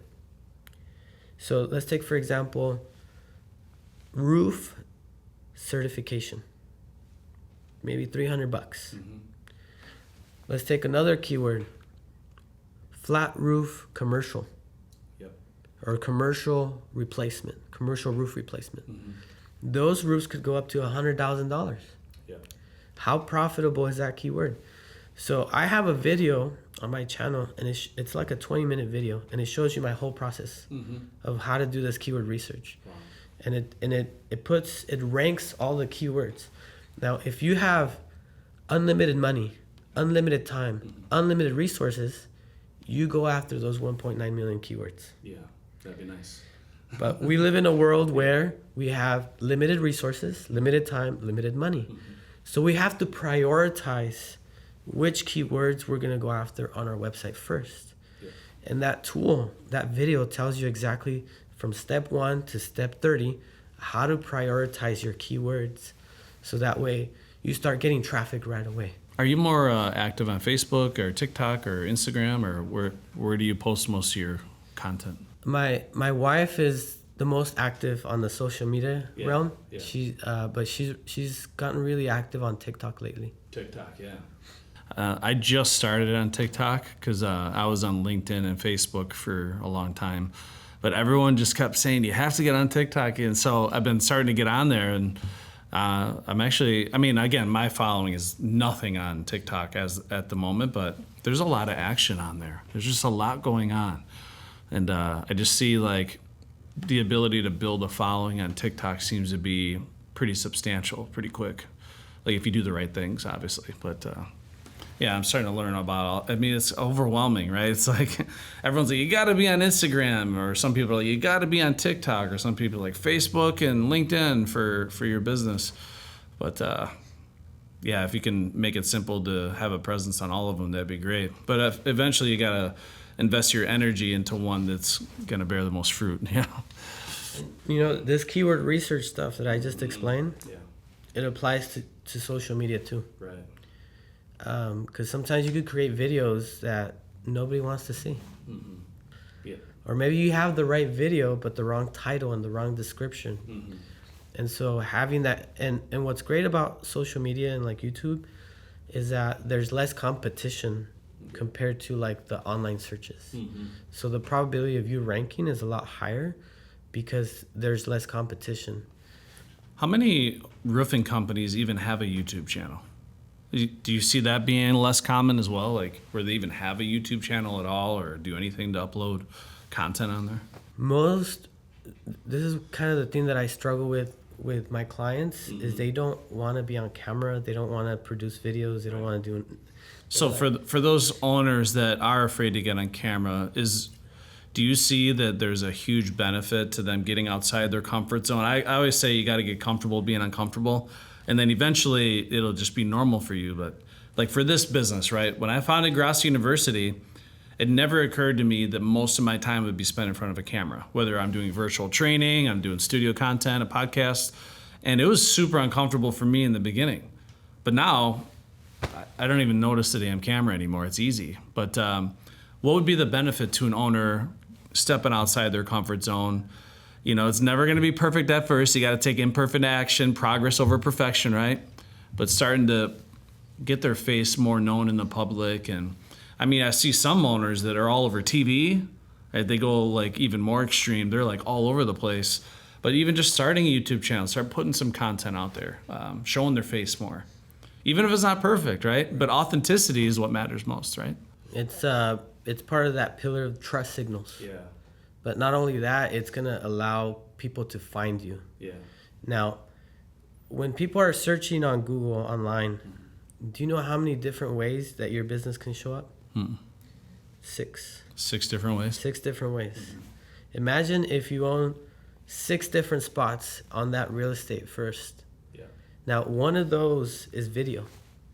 And so having that video on YouTube. Oh, so those are tabs at the top where it's like, oh, okay. No, like the actual search results. Okay, gotcha. Yeah, there's 6 different ways that you can show up. And so, but one of those is video. And so having your video on social media and on YouTube allows you to own another piece of real estate on that first page. Wow. Yeah, so you can really dominate that first page instead of just being one of many. Right. Like, I just kind of own this whole thing. It's like, man, this is the only guy in town. Like, I guess we're going to have to go with him or her. Yeah, and you're fulfilling that desire for them to want to, get those trust signals, right? So they can see the video, get to know you a little bit more personally. Feel like, I forget where I heard this, but I don't know if you've heard this, but a lot of times your customer, especially in like B2B, stuff like that, they'll spend up to like 7 hours like watching your content before they even reach out to you. So that's something I think about a lot is like, we're trying to create a lot of content because I want people to have multiple different ways that they can hear what I have to say. But I find that the more imperfect the content is, a lot of times me just doing a selfie video off the cuff, day in the life type of stuff, instead of like a highly produced studio quality product, more people watch the authentic stuff where it's not perfect. Right. So I tend to embrace the stuff that is more genuine off the cuff. Like this podcast is overly produced. No, it's beautiful. Like I take pride in our ability to create beautiful looking content, stuff that really shows well, sounds good. But I know, like, in my mind, like, I need to make sure I'm doing a lot of the authentic stuff, just pushing stuff out there on YouTube, my social media.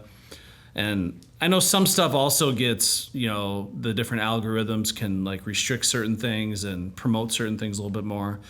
But I get probably 10 times the interaction on just authentic selfie type stuff that I do on, like, a studio quality product. So it's interesting how it all works. Yeah. Have you heard of, since you talked about like putting yourself out there, right? Have you heard of the rule of 7 of marketing? The rule of 7. I think I've heard of it, but I definitely don't know it well. Okay. So in the 1930s, that's when like movies started coming out, right? And so the people in charge of marketing for the movies, they wanted to know how many times do we have to like advertise to people for them to buy tickets to go to the movie? And so after they crunched the numbers and they crunched the data, they came up with the number 7. So that what they found is that people have to be exposed to your marketing message a minimum of 7 times before they even begin to think about like, do I need to trust this person or consider buying from this person? Right?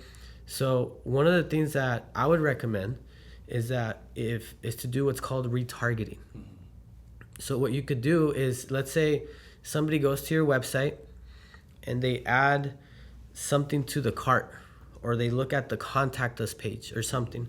That means that they're probably interested in buying. But for whatever reason, maybe the phone rang or they got busy or whatever, they didn't pull the trigger. But because you're doing retargeting, now they're going to see you on social media. They're going to see you on YouTube. They're going to see you. And once they see you at least 7 times, they're going to be reminded, yeah, you know what? I do need to fix my roof. I do need to buy those tickets to go to the sales program. They get reminded, but you don't want to overdo it either, because there comes a point where it's like, okay, they've seen your message 30 times. They're not going to buy. Don't spend that much money. But at least 7 times, you want to at least have them see your message. On this keyword subject, you had mentioned, some keywords are very difficult. Some are easy. Some are a 1, some are 100. Can you give me an example of like what you would deem to be like a difficult keyword for roofing and one that would be like low-hanging fruit? Just as an example, out of the millions of possibilities, but what would be like, this would be an example of like a difficult one that, if you're definitely in your infancy, you wouldn't want to really go after because it ain't going to happen until you get those pillars more established. But like compared to like starting out, like low-hanging fruit opportunities. So, like anything with the word near me in it, it's a very high intention to buy. And so it's very competitive. So like roofing contractor near me, roof replacement near me, any of those, very, very difficult. Yeah. Now, for whatever reason, metal roofing contractor, not so difficult. Yeah. Flat roof commercial contractor, not so difficult. But yet, it's one of the most profitable keywords. Yeah. Yeah, because it's big ticket. It's a big ticket item. So if you're in commercial roofing, I got good news for you. Yeah. There's not a lot of competition. That's great. You could get ranked fairly easily. It seems like a lot of the roofing companies, they want to go after the homeowners. Yeah. But there's so much opportunity with commercial roofing, and it's very profitable.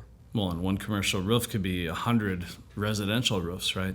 I'm seeing more of that because, we're huge in residential in terms of our training, but I'm seeing a lot more residential roofing companies adding a commercial division to their company because, some of these projects, they could take a little bit longer to get over the finish line, but when you do, there could be millions of dollars just that one project. So the return on investment is substantial. I forget who it was, but recently I talked to somebody, they sold a $2 million commercial job and they made I don't even know how, hundreds of thousands of dollars in profit at the end of the day. It was a huge project. But how many of those would it take to make a difference in your business, right? Only a couple.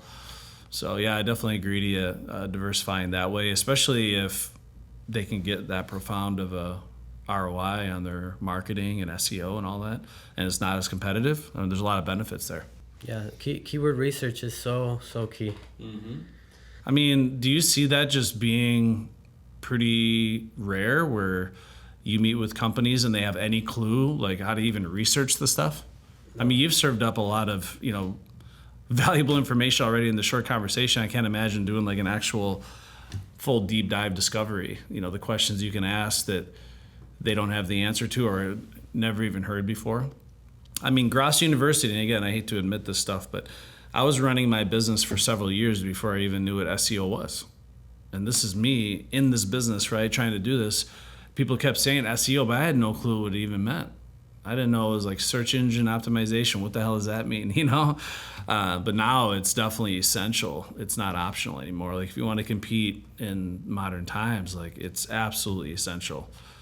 And that you have an expert like Luis here that can really guide you, take you by the hand, make sure that you have that foundational stuff established, but then also getting optimal. This is not about you being average. Again, this is about dominating your local roofing market, which I absolutely love. It's got the name Dom in it, so it's good. So obviously you're talking about some of the foundational pillars of marketing. So one question I do have is, even the 4 pillars and kind of getting started with the low-hanging fruit. If you have a client that first meets you, they're getting those 4 pillars established, the 4-legged stool, then they're starting to dabble into SEO, the low-hanging fruit. How long does that process usually take for companies to really get rocking and rolling where, okay, now you're in a position where you can start investing in marketing? Once you have those 4 pillars, usually it takes us about a month. About a month to really get ramped up. To start, the first month is just development. Yeah. And then usually in the second month, that's when we start doing we like to start you off with a paid program. One of my favorite programs is Google Guaranteed. Have you heard of Google Guaranteed? No. No? Okay. You're going to love Google Guaranteed. Google Guarantee. See, I'm making notes, and I'm going to talk to my whole marketing team after this conversation. So, traditional, pay-per-click marketing. Yeah. I click on your ad. I go to your website, and you pay Google because that user used the ad, right? Google Guarantee is different. I click on the ad, but yet you haven't paid a single dime. The only time you pay Google is if somebody calls you and says, I'm interested in the service. Really? Or if they text message you and say, I'm interested in the service. That's a much different type of paid ad because most times you're just throwing money at an endless abyss that is Google, and you don't know if it's going to turn into a call or not. Right. So Google Guarantee basically ensures that when you're investing money, it's people that are interested, that have that intent, right? Yeah. So if, let's say somebody calls you and says, well, I want to sell you this insurance, or I'm looking for a job, or it's like a wrong number, a scam. You're either going to see on your report not charged, or it's going to say credit. Wow. How long have they been doing that? It's been, I want to say, about 10 years. 10 years, and I've never heard of Google Guarantee. Yeah, it's been about 10 years. I'm glad I met you. So, seriously, it's just all this, like, again, it seems like simple stuff, but again, you don't know what you don't know. And there's a lot I don't know. There's a lot of blind spots, right? So I'm seeing a lot of them now. Yeah, I had one client, just with that program alone, 500 leads. Oh my gosh, that's crazy. You do the numbers, okay? 500, Yeah. and maybe they're getting about half of them to actually pay. Yeah. An average roof, maybe $10,000-$15,000. You do the math. That's a lot of money. I would like that. There's a lot of people watching this would like that as well. Because like you said, I mean, you're not just generating leads, but these are quality, high-intent leads, right? Now, here's the problem with that. Mm-hmm. Because there's always a caveat, right? There's always a caveat. It's like, oh, that sounds great. Yeah, silver bullet, but wait. But wait. Here's the problem with Google Guaranteed, is that once somebody hears about something that sounds really good, the market gets flooded. Yeah. Right? And so there's certain markets where it's so flooded. Google Guaranteed is so flooded with competition that the leads are becoming way too expensive. Okay. And it's like, do I really want to pay that amount of money for a lead now?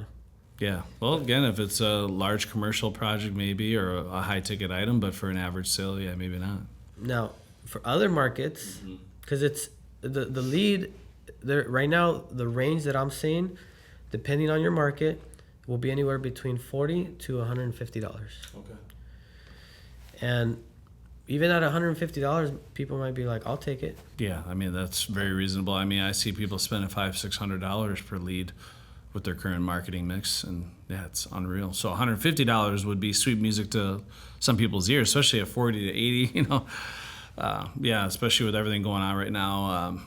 You know, everywhere you go, marketing is just skyrocketing. That's why it's important that we're having this conversation, because I feel like a lot of people haven't fully developed those 4 pillars and haven't made their marketing efficient. They're just hemorrhaging money and wasting it. You know, it's very, again, unknowingly a lot of blind spots, but they're just throwing money at stuff that's never going to garner a return on investment because they haven't done the initial building out of their marketing foundation. So what we like to do is we like to get them on a paid program first, like Google Guaranteed. It could be social media or pay-per-click as well. Or we like to do what's called a client reactivation campaign. People, they have no idea how much money there is with the existing clients that they have. Going back to what I said earlier, the 3 R's of marketing. Referrals, repeat business, and reviews. It's funny you said that. I forget who told me this, but what is it? It's like 80% of this industry has no rehash program. And I constantly go to companies that have 20, 30, 40,000 people in their database that they're doing nothing with. It's just collecting dust, like a mountain of money just sitting right there waiting, right, to generate some business, but yeah, doing nothing with it. No strategy to upsell or repeat business, stuff like that.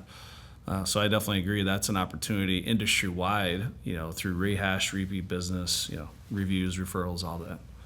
So all of that stuff we like to do in the second month. Now, you start seeing results right away, right within the second month. And the money you make with that money from the clients, let's say you get 3 clients, right? Well, ideally, if you have the right margins, like your marketing will be paid for the next months. So we want to get you some quick wins and then have that money funnel into your SEO program. Yeah, they can Reinvest it. But that's why it's so important to have that first pillar, remember? Reinvest in your business, invest in yourself first. Do you know how long it took Amazon to even realize a profit? No. It took them 9 years. 9 years to see a profit. Years. Now they're making some money. But I mean, they had the right mindset from the very beginning, right? Now, a lot of business owners, they have a lot of temptations along the way. They start to make some money, and then they get shiny object syndrome. Yeah. They're like, oh, wow, that truck, man, I got to have that truck. Yeah, exactly. That vacation, I got to have that vacation. That watch. That fancy restaurant that I've been wanting to go to, I have to have it. And so then they start spending money. Yeah. And at the end of the day, they have no more money for marketing or equipment or training programs or things like that. Yeah, it takes money to make money, especially in the beginning stages. But, So yeah. let's get some quick wins. Let's get some money coming in, but don't be tempted to spend it in the wrong places. Let's keep reinvesting and keep your marketing as a percentage, not a dollar amount.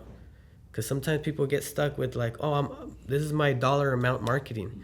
As your business grows, so should your marketing percentage. Because we're, like you said, we're not trying to just be good roofing companies. We want to what? Dominate. Yeah, exactly. That's the only way you're going to dominate. Yeah. Because imagine if you're making $2 million and you have a 7% marketing budget, that means that your marketing budget is probably like what, $140,000? What would that do to your competition? It would crush it. Yeah, you just It destroy would it. crush it. Yeah. Yeah, just think of the possibilities. Yeah, but you got to get started somewhere, and that's where people probably get stuck, right, is not knowing where to start or how to get started. So, I mean, you're not just providing guidance and marketing. You're like a full-blown financial advisor for them in the beginning, right? I mean, it sounds like kind of educating them how to be smart with their money and leverage their short-term wins to dominate in the long term. It's a long-term play that we're going for. So what is like a case study you can share with me where you started working with a roofing client? You talk about case studies. And, you know, they had little to no presence online, didn't have some of these blind spots taken care of, right? But after working with you, then all of a sudden, you know, fast forward, they're building an absolute empire. They're dominating their local market. What are some of your most favorite examples of how this all came together? Well, a lot of the clients that I'm seeing like a lot of success with now are the existing clients that we had with our generalist agency. Except that they hired us initially to get a website. Yeah. But like I said in the beginning, people don't want a website. No, they don't. They want sales, and they don't even want sales. They want something else, right? Yeah. And so, like one client, I mean, he was doing okay on his own, but last time I talked to him, he said, you know what, we're gonna break $1 million this year for the first time. Yeah. That's know? such a milestone as a business owner. That $1 million Yeah. mark, it's such an amazing milestone. Yeah.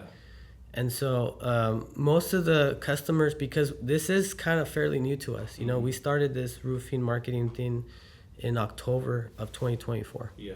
Yeah. But it might seem like we've been doing it forever, but we haven't actually been doing it for that long. But we have been in marketing for 16 years. Right. So it's still kind of, I guess, in its infancy, but we're starting to see a lot of good testimonials, good results coming through. Yeah.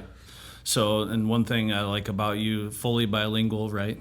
So, you know, whether you're a Spanish-speaking contractor or English-speaking, because that's one thing that's very important for us at Grosso University now is providing professional training service, coaching, consulting for a segment of our population that has been severely neglected and underserved for too long. Like a sales training platform, right, has really never been created. But are you seeing a lot of like shift in the Spanish-speaking community, the Latino community, where now there's like, I mean, there's always been an appetite for like world-class training, coaching, and services, but are you seeing like that segment of the industry really starting to invest in themselves and, you know, prescribe to the right training tools and technology to get the upper hand? Because one thing that I see just from the Spanish-speaking community is like their passion, drive, work ethic is unmatched, but they just aren't getting the right services and the right guidance from the right people. But once you can give them the right tools and resources, like watch out, I mean, they can absolutely crush and destroy. So because they just have that passion and work ethic to dominate. Yeah, some of the most successful business owners that I've met, they barely speak English. Yeah. But they have one skill that is head and shoulders than many of the other people that have like amazing educations. Right. You know what that is? What's that? They have the ability to build really good teams. Mm-hmm. See, a straight A student, someone that has like a bachelor's degree and like all these credentials and stuff, they're like, well, I'm smart. I can learn bookkeeping. Mm-hmm. So they go and take these courses on bookkeeping and they do their own bookkeeping. I'm smart. I could do marketing. Mm-hmm. I'm going to go learn marketing and I'm going to build my SEO and I'm going to do it all on my own. Well, guess what? The person that knows that they don't know, they're like, you know what? Forget that. I'm not even going to spend time learning bookkeeping. I'm not going to spend time learning the law. Mm-hmm. I'm just going to hire the best attorney. You're the best guy, right? Okay, I'm going to put you on my team. Yeah. This guy wrote a book on marketing. Mm-hmm. Let's bring him too. Right. And this bookkeeper, yeah, you're amazing too. Mm-hmm. So they build a team around themselves, and the experts build the company. Yeah, I agree 100%. I'd say one of my greatest strengths is, I'm not afraid to utter the words, I need help. And, I was in the 50% of my class to make the top 50% possible. So I was definitely, not a straight A student by any means, but, I know what I'm good at. I know what my strengths are. And ultimately, I know what I want to be doing with my life, what I want to spend my energy. And I think that's a really important lesson for any owner, because some owners you do talk to, they're almost prideful of the fact that, I'm in the call center, I'm coaching the sales team, I'm doing marketing, lead gen. And sometimes when you're a one-man band or small mom and pop, you got to do what you got to do in the beginning. But your goal is to find people that are significantly more qualified and educated on that subject matter that you can delegate that to if you really want to dominate, take it to the next level. In the book, I talk about the 4 Ds. Mm-hmm. Have you heard of 4 Ds? Mm-mm. Okay. So the first D, defer. Mm-hmm. Is this something that's urgent and important, or is it unimportant and not urgent? Yeah. Okay, let's defer that. Delete. Mm-hmm. Do I have to do this? Is this even a task that I have to do? Yeah. Delegate. Can somebody else do this, mm-hmm. or do I have to do it? Yeah. The last D is do. Am I the only one that can sign this check? Mm-hmm. Yes. Okay, fine. I'll do it. Right? And I think like when you showed me the video earlier, right, of the commercial that you were doing, when it said Michael Gerber, I was like, I got excited, right? Because I'm like, he wrote E-Myth. Mm-hmm. And he talks about that. He says you have to fire yourself. Yeah. I'm like, what do you mean I got to fire myself? Right? You got to get out of your way and let other people do what you have to do by creating systems. Yeah. So that's one of the things that we have is we have a playbook for everything. Mm-hmm. How do you answer the phone? How do you log a check? Like the most simple, mundane things, they have to be documented. Yeah. And by having systems in place and these playbooks in place, anytime you bring in a new person, they're going to be able to slide right in. Yeah. And there's a lot that happens within businesses, but the problem is that it only exists in those brains. And the moment that brain leaves the organization, it's like, oh shoot, what do we do? Yeah, then you're starting over again. Because, a lot of knowledge is held within the minds of your team and yourself. And I agree. There's a company that we work with called Business Success Consulting Group. And essentially they sit people down and they extract what's in their brains and get it documented. So they design, document, optimize, and implement processes and procedures so companies can grow and thrive. So that's their jam. But it's amazing how few companies have anything documented. And, you got to start with, okay, which pillar of my business, whether it be marketing or sales or maybe the back-end production operations, what's going to give me the best ROI to get systematized, to document and optimize? And I think marketing is really a foundational pillar that everyone really needs to get dialed in sooner than later, because if you're out of leads, you're out of business. Not only that, but all these bookkeepers, accountants, CPAs, and general managers, how are you going to pay them if you have no leads? Exactly. How are you going to pay them if you don't have no sales? Yeah. So, sometimes I run into companies that were having success with their previous marketing strategy, but then for one reason or the other, they hit a wall. It doesn't work anymore. and they keep investing money and hemorrhaging money into those old marketing resources, tools, strategies that used to work at one point. So what's your advice to people that, like times are changing rapidly? We really need to make sure that we're flexible enough to make adjustments to our marketing mix or our strategy and how we're channeling money, because what worked yesterday is not guaranteed to work today. There's a quote online, and it says, "It's not the most intelligent, and it's not the strongest of the species that survives. It is the most what? Adaptable. Okay. Adaptable to change." Clearly, I didn't hear that quote. He's like, come on down. Adaptable. Most adaptable to change, right? Makes sense. But a lot of people, they're so resistant to change. Oh, they resist it like the plague. Absolutely. But you have to adapt, and like right now, the big thing is AI. Like people have no idea how to use AI. Yeah. But this is kind of like another arms race, between like different countries and stuff. Like whoever really dominates AI, they're gonna be the next superpower. Yeah. And in your business, if your competition is using AI to the fullest, and you're just like, oh, I heard about it, they're gonna crush you. I'm sorry. Right. I agree wholeheartedly. AI is it's huge. Yeah. And I have a whole chapter on it. A whole chapter. Well, just think of the creative things people can do with press releases and blogs and newsletters. And I mean, it just the heavy lifting it can do for people that maybe aren't naturally gifted writers, which is probably most people in this industry. And I admittedly was one of those people when AI first became like commonplace, where everyone's talking about is the buzzword AI. I'm like, I'm just going to push that aside for a minute, right? I don't want to be too quick to pounce on this. Admittedly, I was kind of scared of it, which I think is probably pretty common. And then I started to get to know it a little bit, started to play around with it, tried to experiment with it. I tried to use it day to day in some of the things that, manually I'm used to, because I write a lot of stuff. With Grosso University, we create a lot of content. I'm writing stuff, sometimes entire training books for people. I'm writing those things by hand myself. 100-page books I'm writing, custom tailored for their. So then I started dabbling in AI. I'm like, oh my God, where have you been my whole life? It's like, it can literally do so much heavy lifting in terms of helping you create content and stuff and create really fine pieces of work, whether it's for blogs or even social media posts or whatever it is. Even like an outline for a podcast like this. Sometimes I'll look up somebody that I'm interviewing, I'll do some research, and they'll send me a bio like you did, and I'll use AI to be like, can you write an intelligent outline for a Profits for Sanity podcast that I'm hosting that basically focuses on the key strengths and areas that this guest specializes in, so we can have a productive conversation about how their service, tools, or training can help companies run a more profitable business. And then, so I just type that stuff in, and boom, I got 8 questions, and I'll limit it.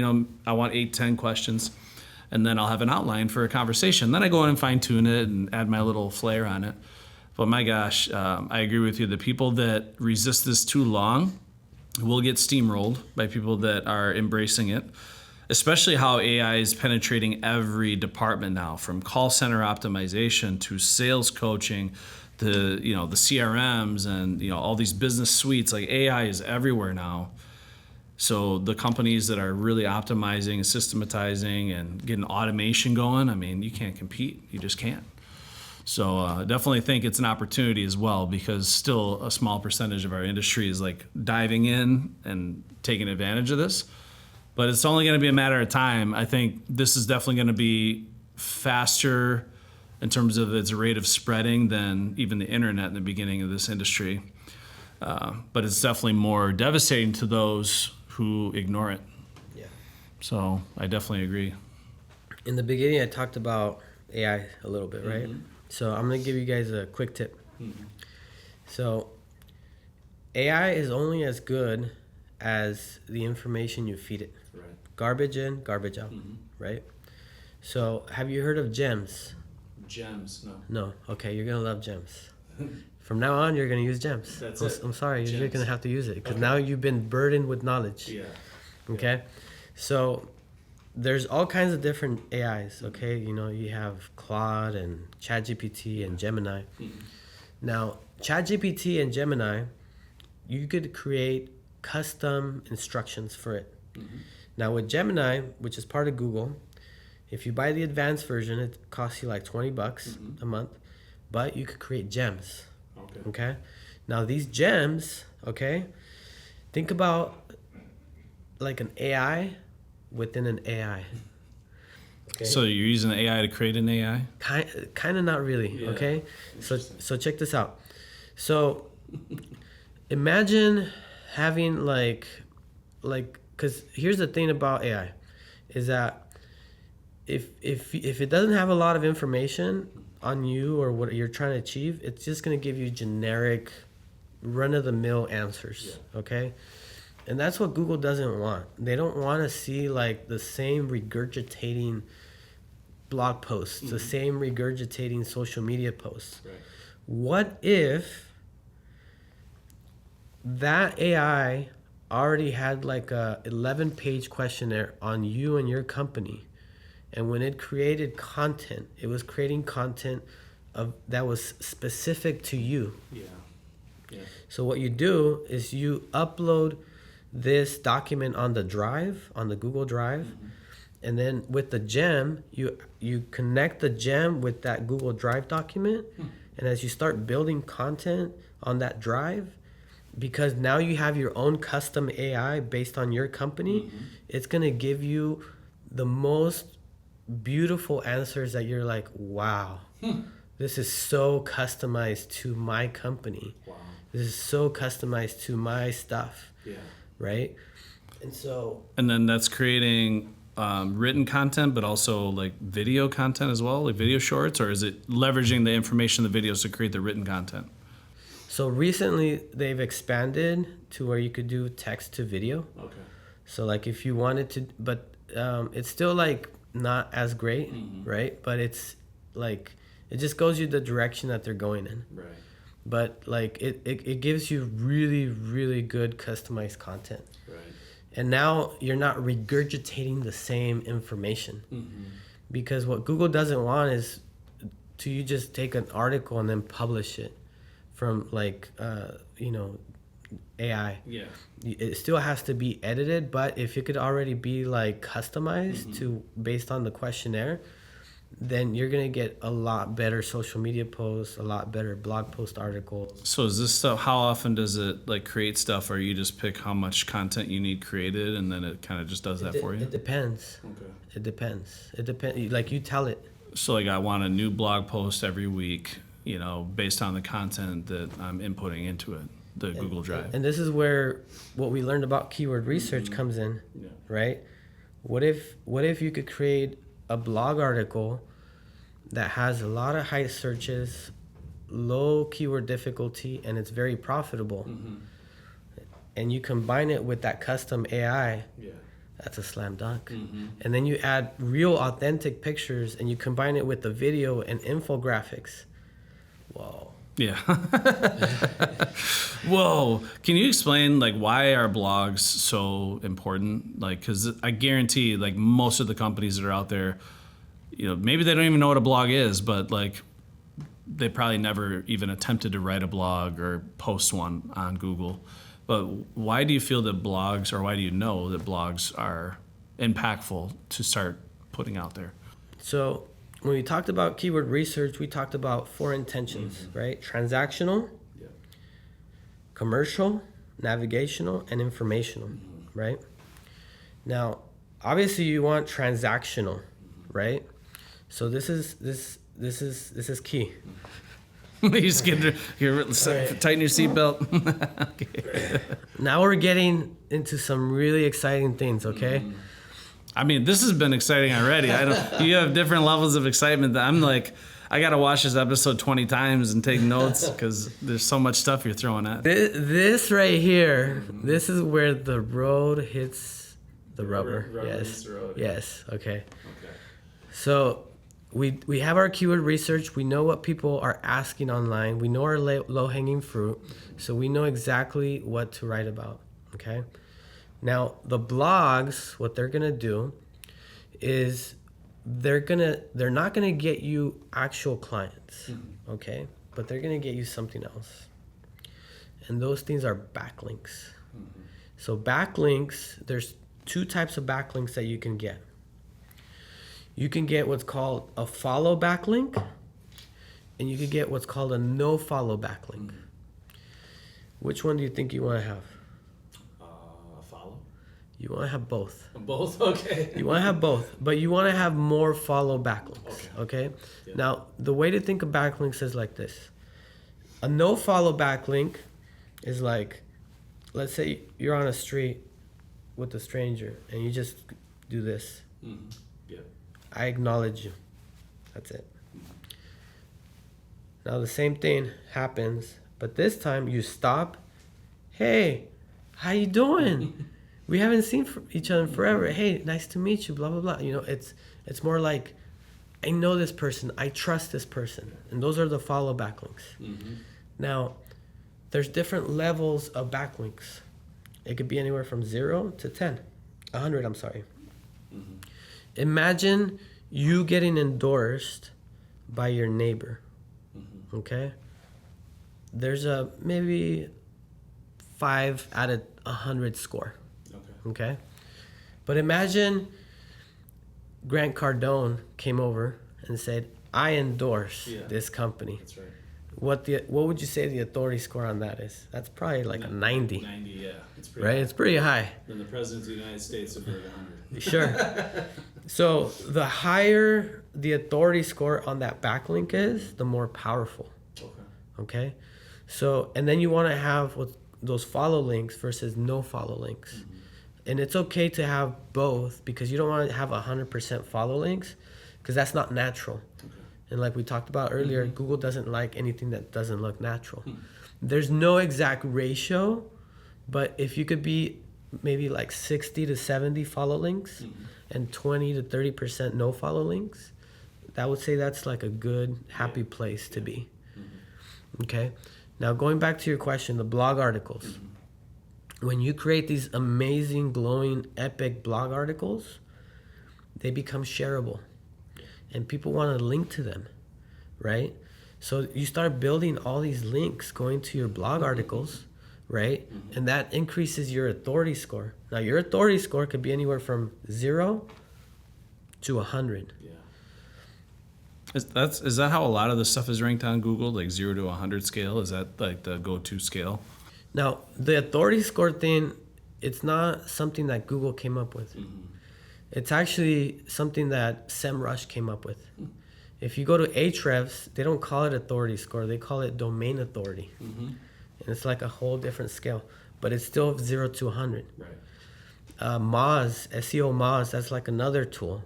They also have an authority score, but it's like a different scale.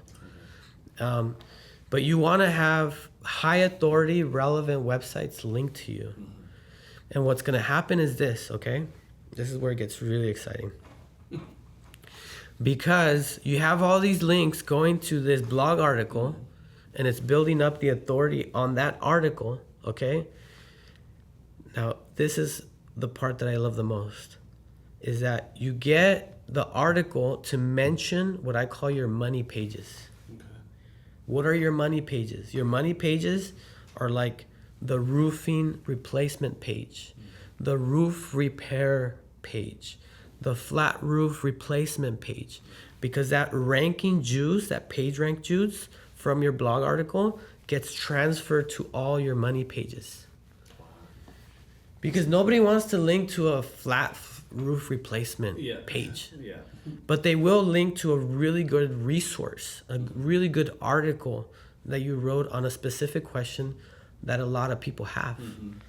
So you want to transfer that juice over to your money pages, and that is how you start getting websites to rank for these very competitive keywords. Wow. Mind-blowing stuff. I just can't believe just in this little interview here, and again, I can't imagine like after months of really fine-tuning this stuff, how far you can take it. You know, what do you see as being some of the biggest changes coming in the future with AI, SEO, all this stuff. Do you see like any big shifts in the market or in the internet, how the internet's going to evolve over time, or some new things that you feel like if people can get ahead of this trend, they're definitely going to be going in the right direction? Well, a trend that I've been seeing lately is that people are not using Google anymore. You know what they're using? They're using AI. Oh, yeah. So searching for like a restaurant or whatever on ChatGPT or something. Like, hey, find me the best roofing company. Yeah. And then the AI will say, oh, based on reviews, based on experience, based on all these metrics, we recommend this roofing company. But what we found is that right now what AI is doing is ranking those recommended roofing companies or any business on a lot of the same metrics that Google's using. Wow. And there's 7 metrics that they look at. If you do these 7 things, you'll beat anybody. Yeah, because if you can show up on all the AI platforms and Google, like if they go there directly, I mean, that's kind of game over. I mean, because there is a lot of contradiction there now. I see like sometimes I'll go on Google and look up like the top restaurants nearby, and I'll do the same thing on ChatGPT, and they'll give me a different list. Some of them are the same, but they'll give me a different list entirely. I actually prefer the AI ones a lot of times when I go on there. But yeah, so the 7 things that people can do to really dominate this. Yeah. So number 1 is your Google My Business profile. The majority of Google business profiles are incomplete. And it'll tell you, like it'll give you a little circle and it'll tell you, okay, you're missing this. But people still don't do it. So that profile has to be complete, like name, phone number, address, pictures, upcoming events, offers, frequently asked questions, your social media pages, plenty of video, plenty of pictures. And it's not like a one time, let me do it today and I'll forget about it. Yeah, you just keep adding to it. You want to keep adding pictures, adding video, responding to reviews, adding more content, putting events, putting offers, putting like updates about your company. It's like a ongoing thing, and that's one thing that we do every month for all our clients. It has to be very active, and that's like 32%. Okay. So if you can do that, that's like a good start, but it's not enough. The next thing is on-page signals. Do you remember how many keywords there were? 1.4 some million or whatever. 1.9 million. Oh, right? 1.9. Yeah. So we've narrowed it down to 1,500. See, I already forgot 500,000. So what Google wants to see is one web page, one keyword category. And this is a big mistake a lot of people do, is they try to do what's called keyword stuffing. So they're like, oh, I want to rank for this keyword and this keyword and this keyword and this keyword. And so they start putting all the different keywords on one web page. But Google doesn't like that. And the reason they don't like that is because the user doesn't like that. If I'm looking for a red sweater, I want to see red sweaters. I don't want to see blue jackets. I don't want to see shoes. I don't want to see all this other mess. I want my red sweater. So optimize your web page based on the keyword, like one keyword category. Like if you're going to do a keyword category like, let's say, metal roofing, that web page should only talk about metal roofing and nothing else. And we also recommend you have what's called location pages, because a lot of towns, you have, let's say, for example, Milwaukee here, but then there's like all these other little towns around it, right? So you could take your main keyword, like let's say roof repair, but then put roof repair Madison, roof repair, and then like other cities, and have those be its own separate web pages. So that's the second thing, is on-page signals. The third one is reviews, and we kind of already talked about that. Reviews are very important. The fourth one is link signals, like how many links are going to your website, and it's and that's going to affect your authority score. Like I said, it's from 0 to 100. A good authority score that I've seen for most roofing companies that allow them to rank on the first page is 20. Wow. Only a 20 that allows them to rank in the first. Wow. So they have a lot of room to grow there. That's crazy. If you could get to a 20, there's a very good chance you're ranking on the first page. That's all it takes. That's unreal. Yeah. Well, I mean, you said it earlier that only 2% of, websites are showing up, on Google or whatever. Like people can even find them. So, yeah, I mean, all this stuff is absolutely crazy. So that was the second one or the third one? The link signals is fourth. Fourth one, okay. Okay. The fifth one is behavioral signals. Okay. And we kind of talked about that already. Mm-hmm. Is you want the people that visit your website to spend at least an average of 2 minutes on your website. That's a long time. Yeah. So how do you keep them on your website? Yeah, exactly. Right. What are some, whether it's the content or the information or the articles or, education they can get on that site? Yeah, what we found is videos. Mm-hmm. Because, you go through imagine you visiting a website, right? You see some pictures, some text. Stock images. Yeah. And then you see a video. Mm-hmm. Ooh, what's this? Yeah. It's a video. Mm-hmm. You click on it. And it doesn't even have to be long, just like a 1-minute video, 15-second clip. But people just stop. Yeah. They stop and they watch the whole thing. And now that's like a ranking signal, right? Because it's like this person typed roof repair and they went to this webpage and they stayed on the website for 2 minutes. Mm-hmm. So Google's thinking, ding, ding, ding, ding, ding. Yeah. We matched the right keyword with the right webpage. Right. Interesting. Wow. So that video content for roofing companies, is there any types of videos you find that work well to stop people? What should that video be about? It just has to be relevant to whatever that webpage is about. Okay. If it's going to be about roof certifications, the video should be about roof certification. Okay. And this is where a lot of people get stuck. Because they're like, oh, I don't have a camera, I don't have this, I don't have that. Like you said earlier, it's just the most authentic. Yeah. Just take out your phone and start filming. Yeah. Right? Exactly. The other objection I get is, I just don't have the time to send it to you. Mm-hmm. I'm already busy, right? So what you do is there's a program called Company Cam. I don't know if you heard of it. Oh yeah, love Company Cam. Yeah. Company Cam allows you to just take the video and just upload it directly from your phone. Mm-hmm.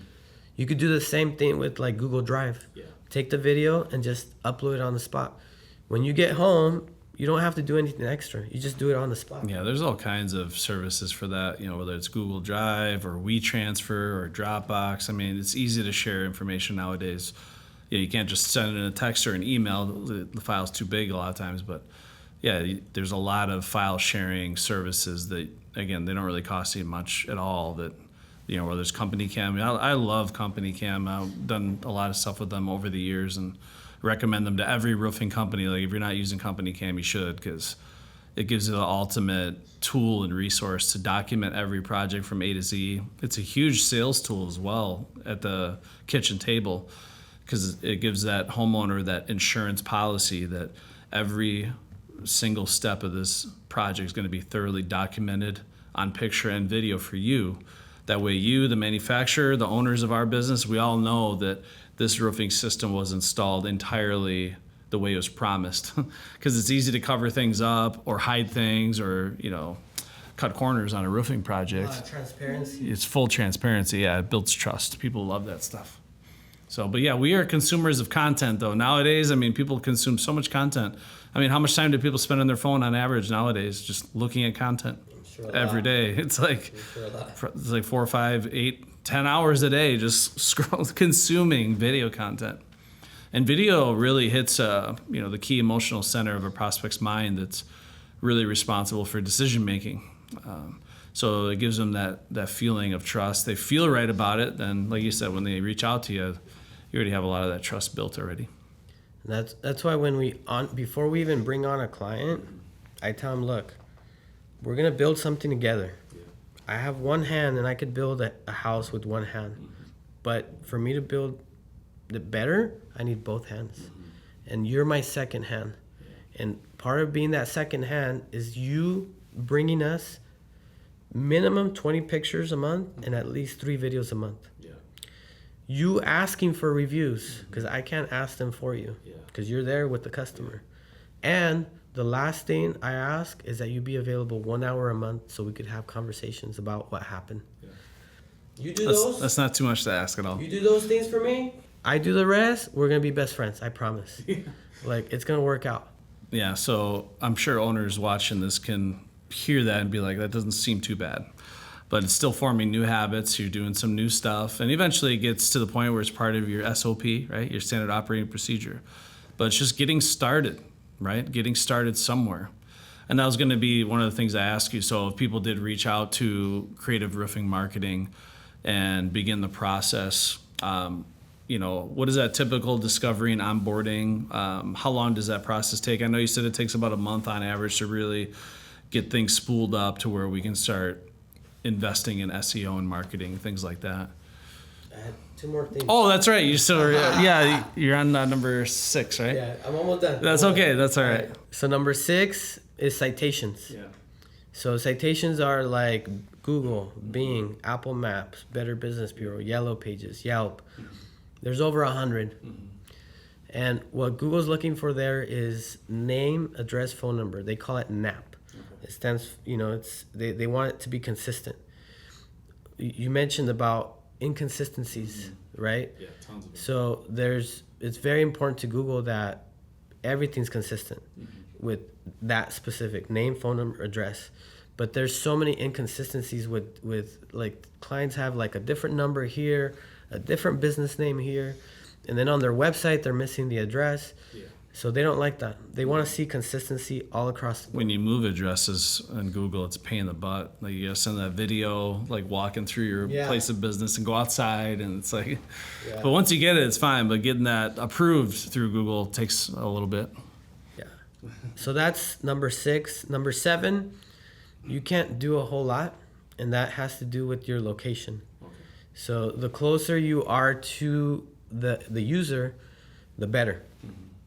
So if you had to choose an office, it would make sense to choose it in the most populated area or the area that you feel like has the most potential. Because if you get an office in the outskirts and you're trying to rank, you're going to have a harder time. You're going to have to do more work on the other items. Okay. So that's what I would recommend. So if you have those 7 things and you do that and you do it better than your competition, that's how you become part of the 2%. Wow. And again, you don't have to do it alone. That's the good news. You don't have to be an SEO expert and specialist. You just have to team up with someone like Luis here, and he can kind of walk you through the process, grab you by the hand. You're not asking for much. Just give me these few things here, and we have this touch point once a month. We're going to be best friends, and you're going to start seeing results. I think it's safe to say, like, this conversation, because I've had a lot of interviews with people, but this is probably one of the most content and wisdom-rich conversations I've had on this podcast. Yeah, so, but I also probably venture to guess this is just the tip of the iceberg in terms of what you can bring to the table. I mean, you sunk your teeth into a lot of stuff, but it really never stops, right, in terms of how dialed in and how much you can dominate. But I just want to ask, like, if people want to take a deeper dive with you personally, if they want to work with you, if they want to get your book to start educating themselves, what's the best way to reach out to Creative Roofing Marketing and kind of begin this process? And that initial discovery session, what are some of the things that we try to achieve there? You can call us, 559-623-5292. Also our website, creativeroofingmarketing.com. On there, I have a free marketing checklist. Okay. It's a 19-page checklist. And so you could download it for free, and you just go item by item, because it's a lot. Yes. It's a lot to do. Yeah. But that's why in the beginning we talked about your why. Is your why big enough? Right. If it is, you're going to go through that checklist. If it's small, you're going to be like, forget it. It's too hard. Yeah, exactly. As far as the book, you could go on Amazon, and type in from clicks to roofing clients or roofing marketing, and you'll be able to find it. Wow, amazing stuff. So any last tips on how people can grow and scale a profitable business by optimizing their SEO? Any last bits of advice to get started? I think you need 3 things to achieve anything. Yeah. Okay. Number 1, you need to know what you want. Okay. Some people don't even know what they want. Exactly, yeah. Right? So that's the first thing I ask when I meet with the client. What do you want? And we get really clear, like, okay, I want $1 million. I want $2 million. Okay. The next thing, let's create a plan. Okay. And then the last and most important thing is execution on that plan. Yeah. You do those 3 things, you're going to get whatever you want. Yeah. When I was in school, somebody told me that knowledge is power. I don't believe that. Knowledge without action is useless. Right. Knowledge is only potential power. Yeah, there's the ocean between knowing what to do and doing it. Yeah. You have to take action, because if all we had to get was knowledge, we would all have 6-packs. Yeah, exactly. Less than 1% of the population has 6-pack, yeah. But if you have a coach, put in the work. right, and you're consistent with it, and you're going to the gym Monday through Friday, you stick to your meal plan, I guarantee you a year from now, you're going to be very different. Yeah, exactly. So I think it's a difficult question to answer, because it just depends on what stage of your business you're in. You might be a business that just is starting out. You might be a business that's trying to maybe break 10 million. Yeah. We don't know. But the best thing would be to do ask those questions, right? What do I want? What's my plan? And let's take action on that plan. Now the plan, as far as marketing, it's right there. So far I've shared, I would say, if I'm being honest, 1%. Only 1%. I've only shared 1%. Well, your 1% was 100% impressive for me. So I took away a lot of useful information. And I just want to thank you again for traveling all the way to Madison, Wisconsin to be on the show. So hopefully it turns into a lot of amazing clients for you, because honestly, this industry needs it desperately. Because again, I'm in the training and consulting space, and you brought up stuff that I've never even heard of or even got told to me. And regardless of what business you're in, everybody needs to know these things, right? If you're going to be relevant, if you're going to dominate whatever it is that you're trying to do. So again, thank you so much for your wisdom. And I hope everyone took pages of notes. I'm certainly going to watch this episode again. Again, Profits for Sanity Podcast. The reason why we have these guests on the show is because, again, we don't want you to have to learn through trial and error. As Luis so eloquently said before, we've made mistakes in our lives. We've made a lot of wrong choices. But guess what?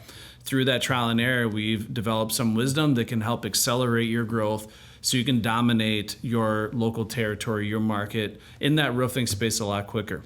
So make sure you reach out to Creative Roofing Marketing if you want to optimize your business and truly dominate the competition, of course. And we always say that marketing is really the lifeblood of any business, which is hard for me to say because I'm a sales guy. But sales is a very lonely proposition if you don't have any leads, right? So if you're out of leads, you're out of business. So do yourself a favor, get the type of coaching and guidance and wisdom you need. And we hope you enjoyed this episode of the Profits for Sanity podcast. Make sure you like and subscribe, share this with your friends and family. Don't keep us a secret, as we always say. A lot of people deserve to hear this life-changing information. And as always, in the world of business, volume is for vanity and profit is for sanity. Isn't that true? All right. So we appreciate your time. We'll see you on the next one.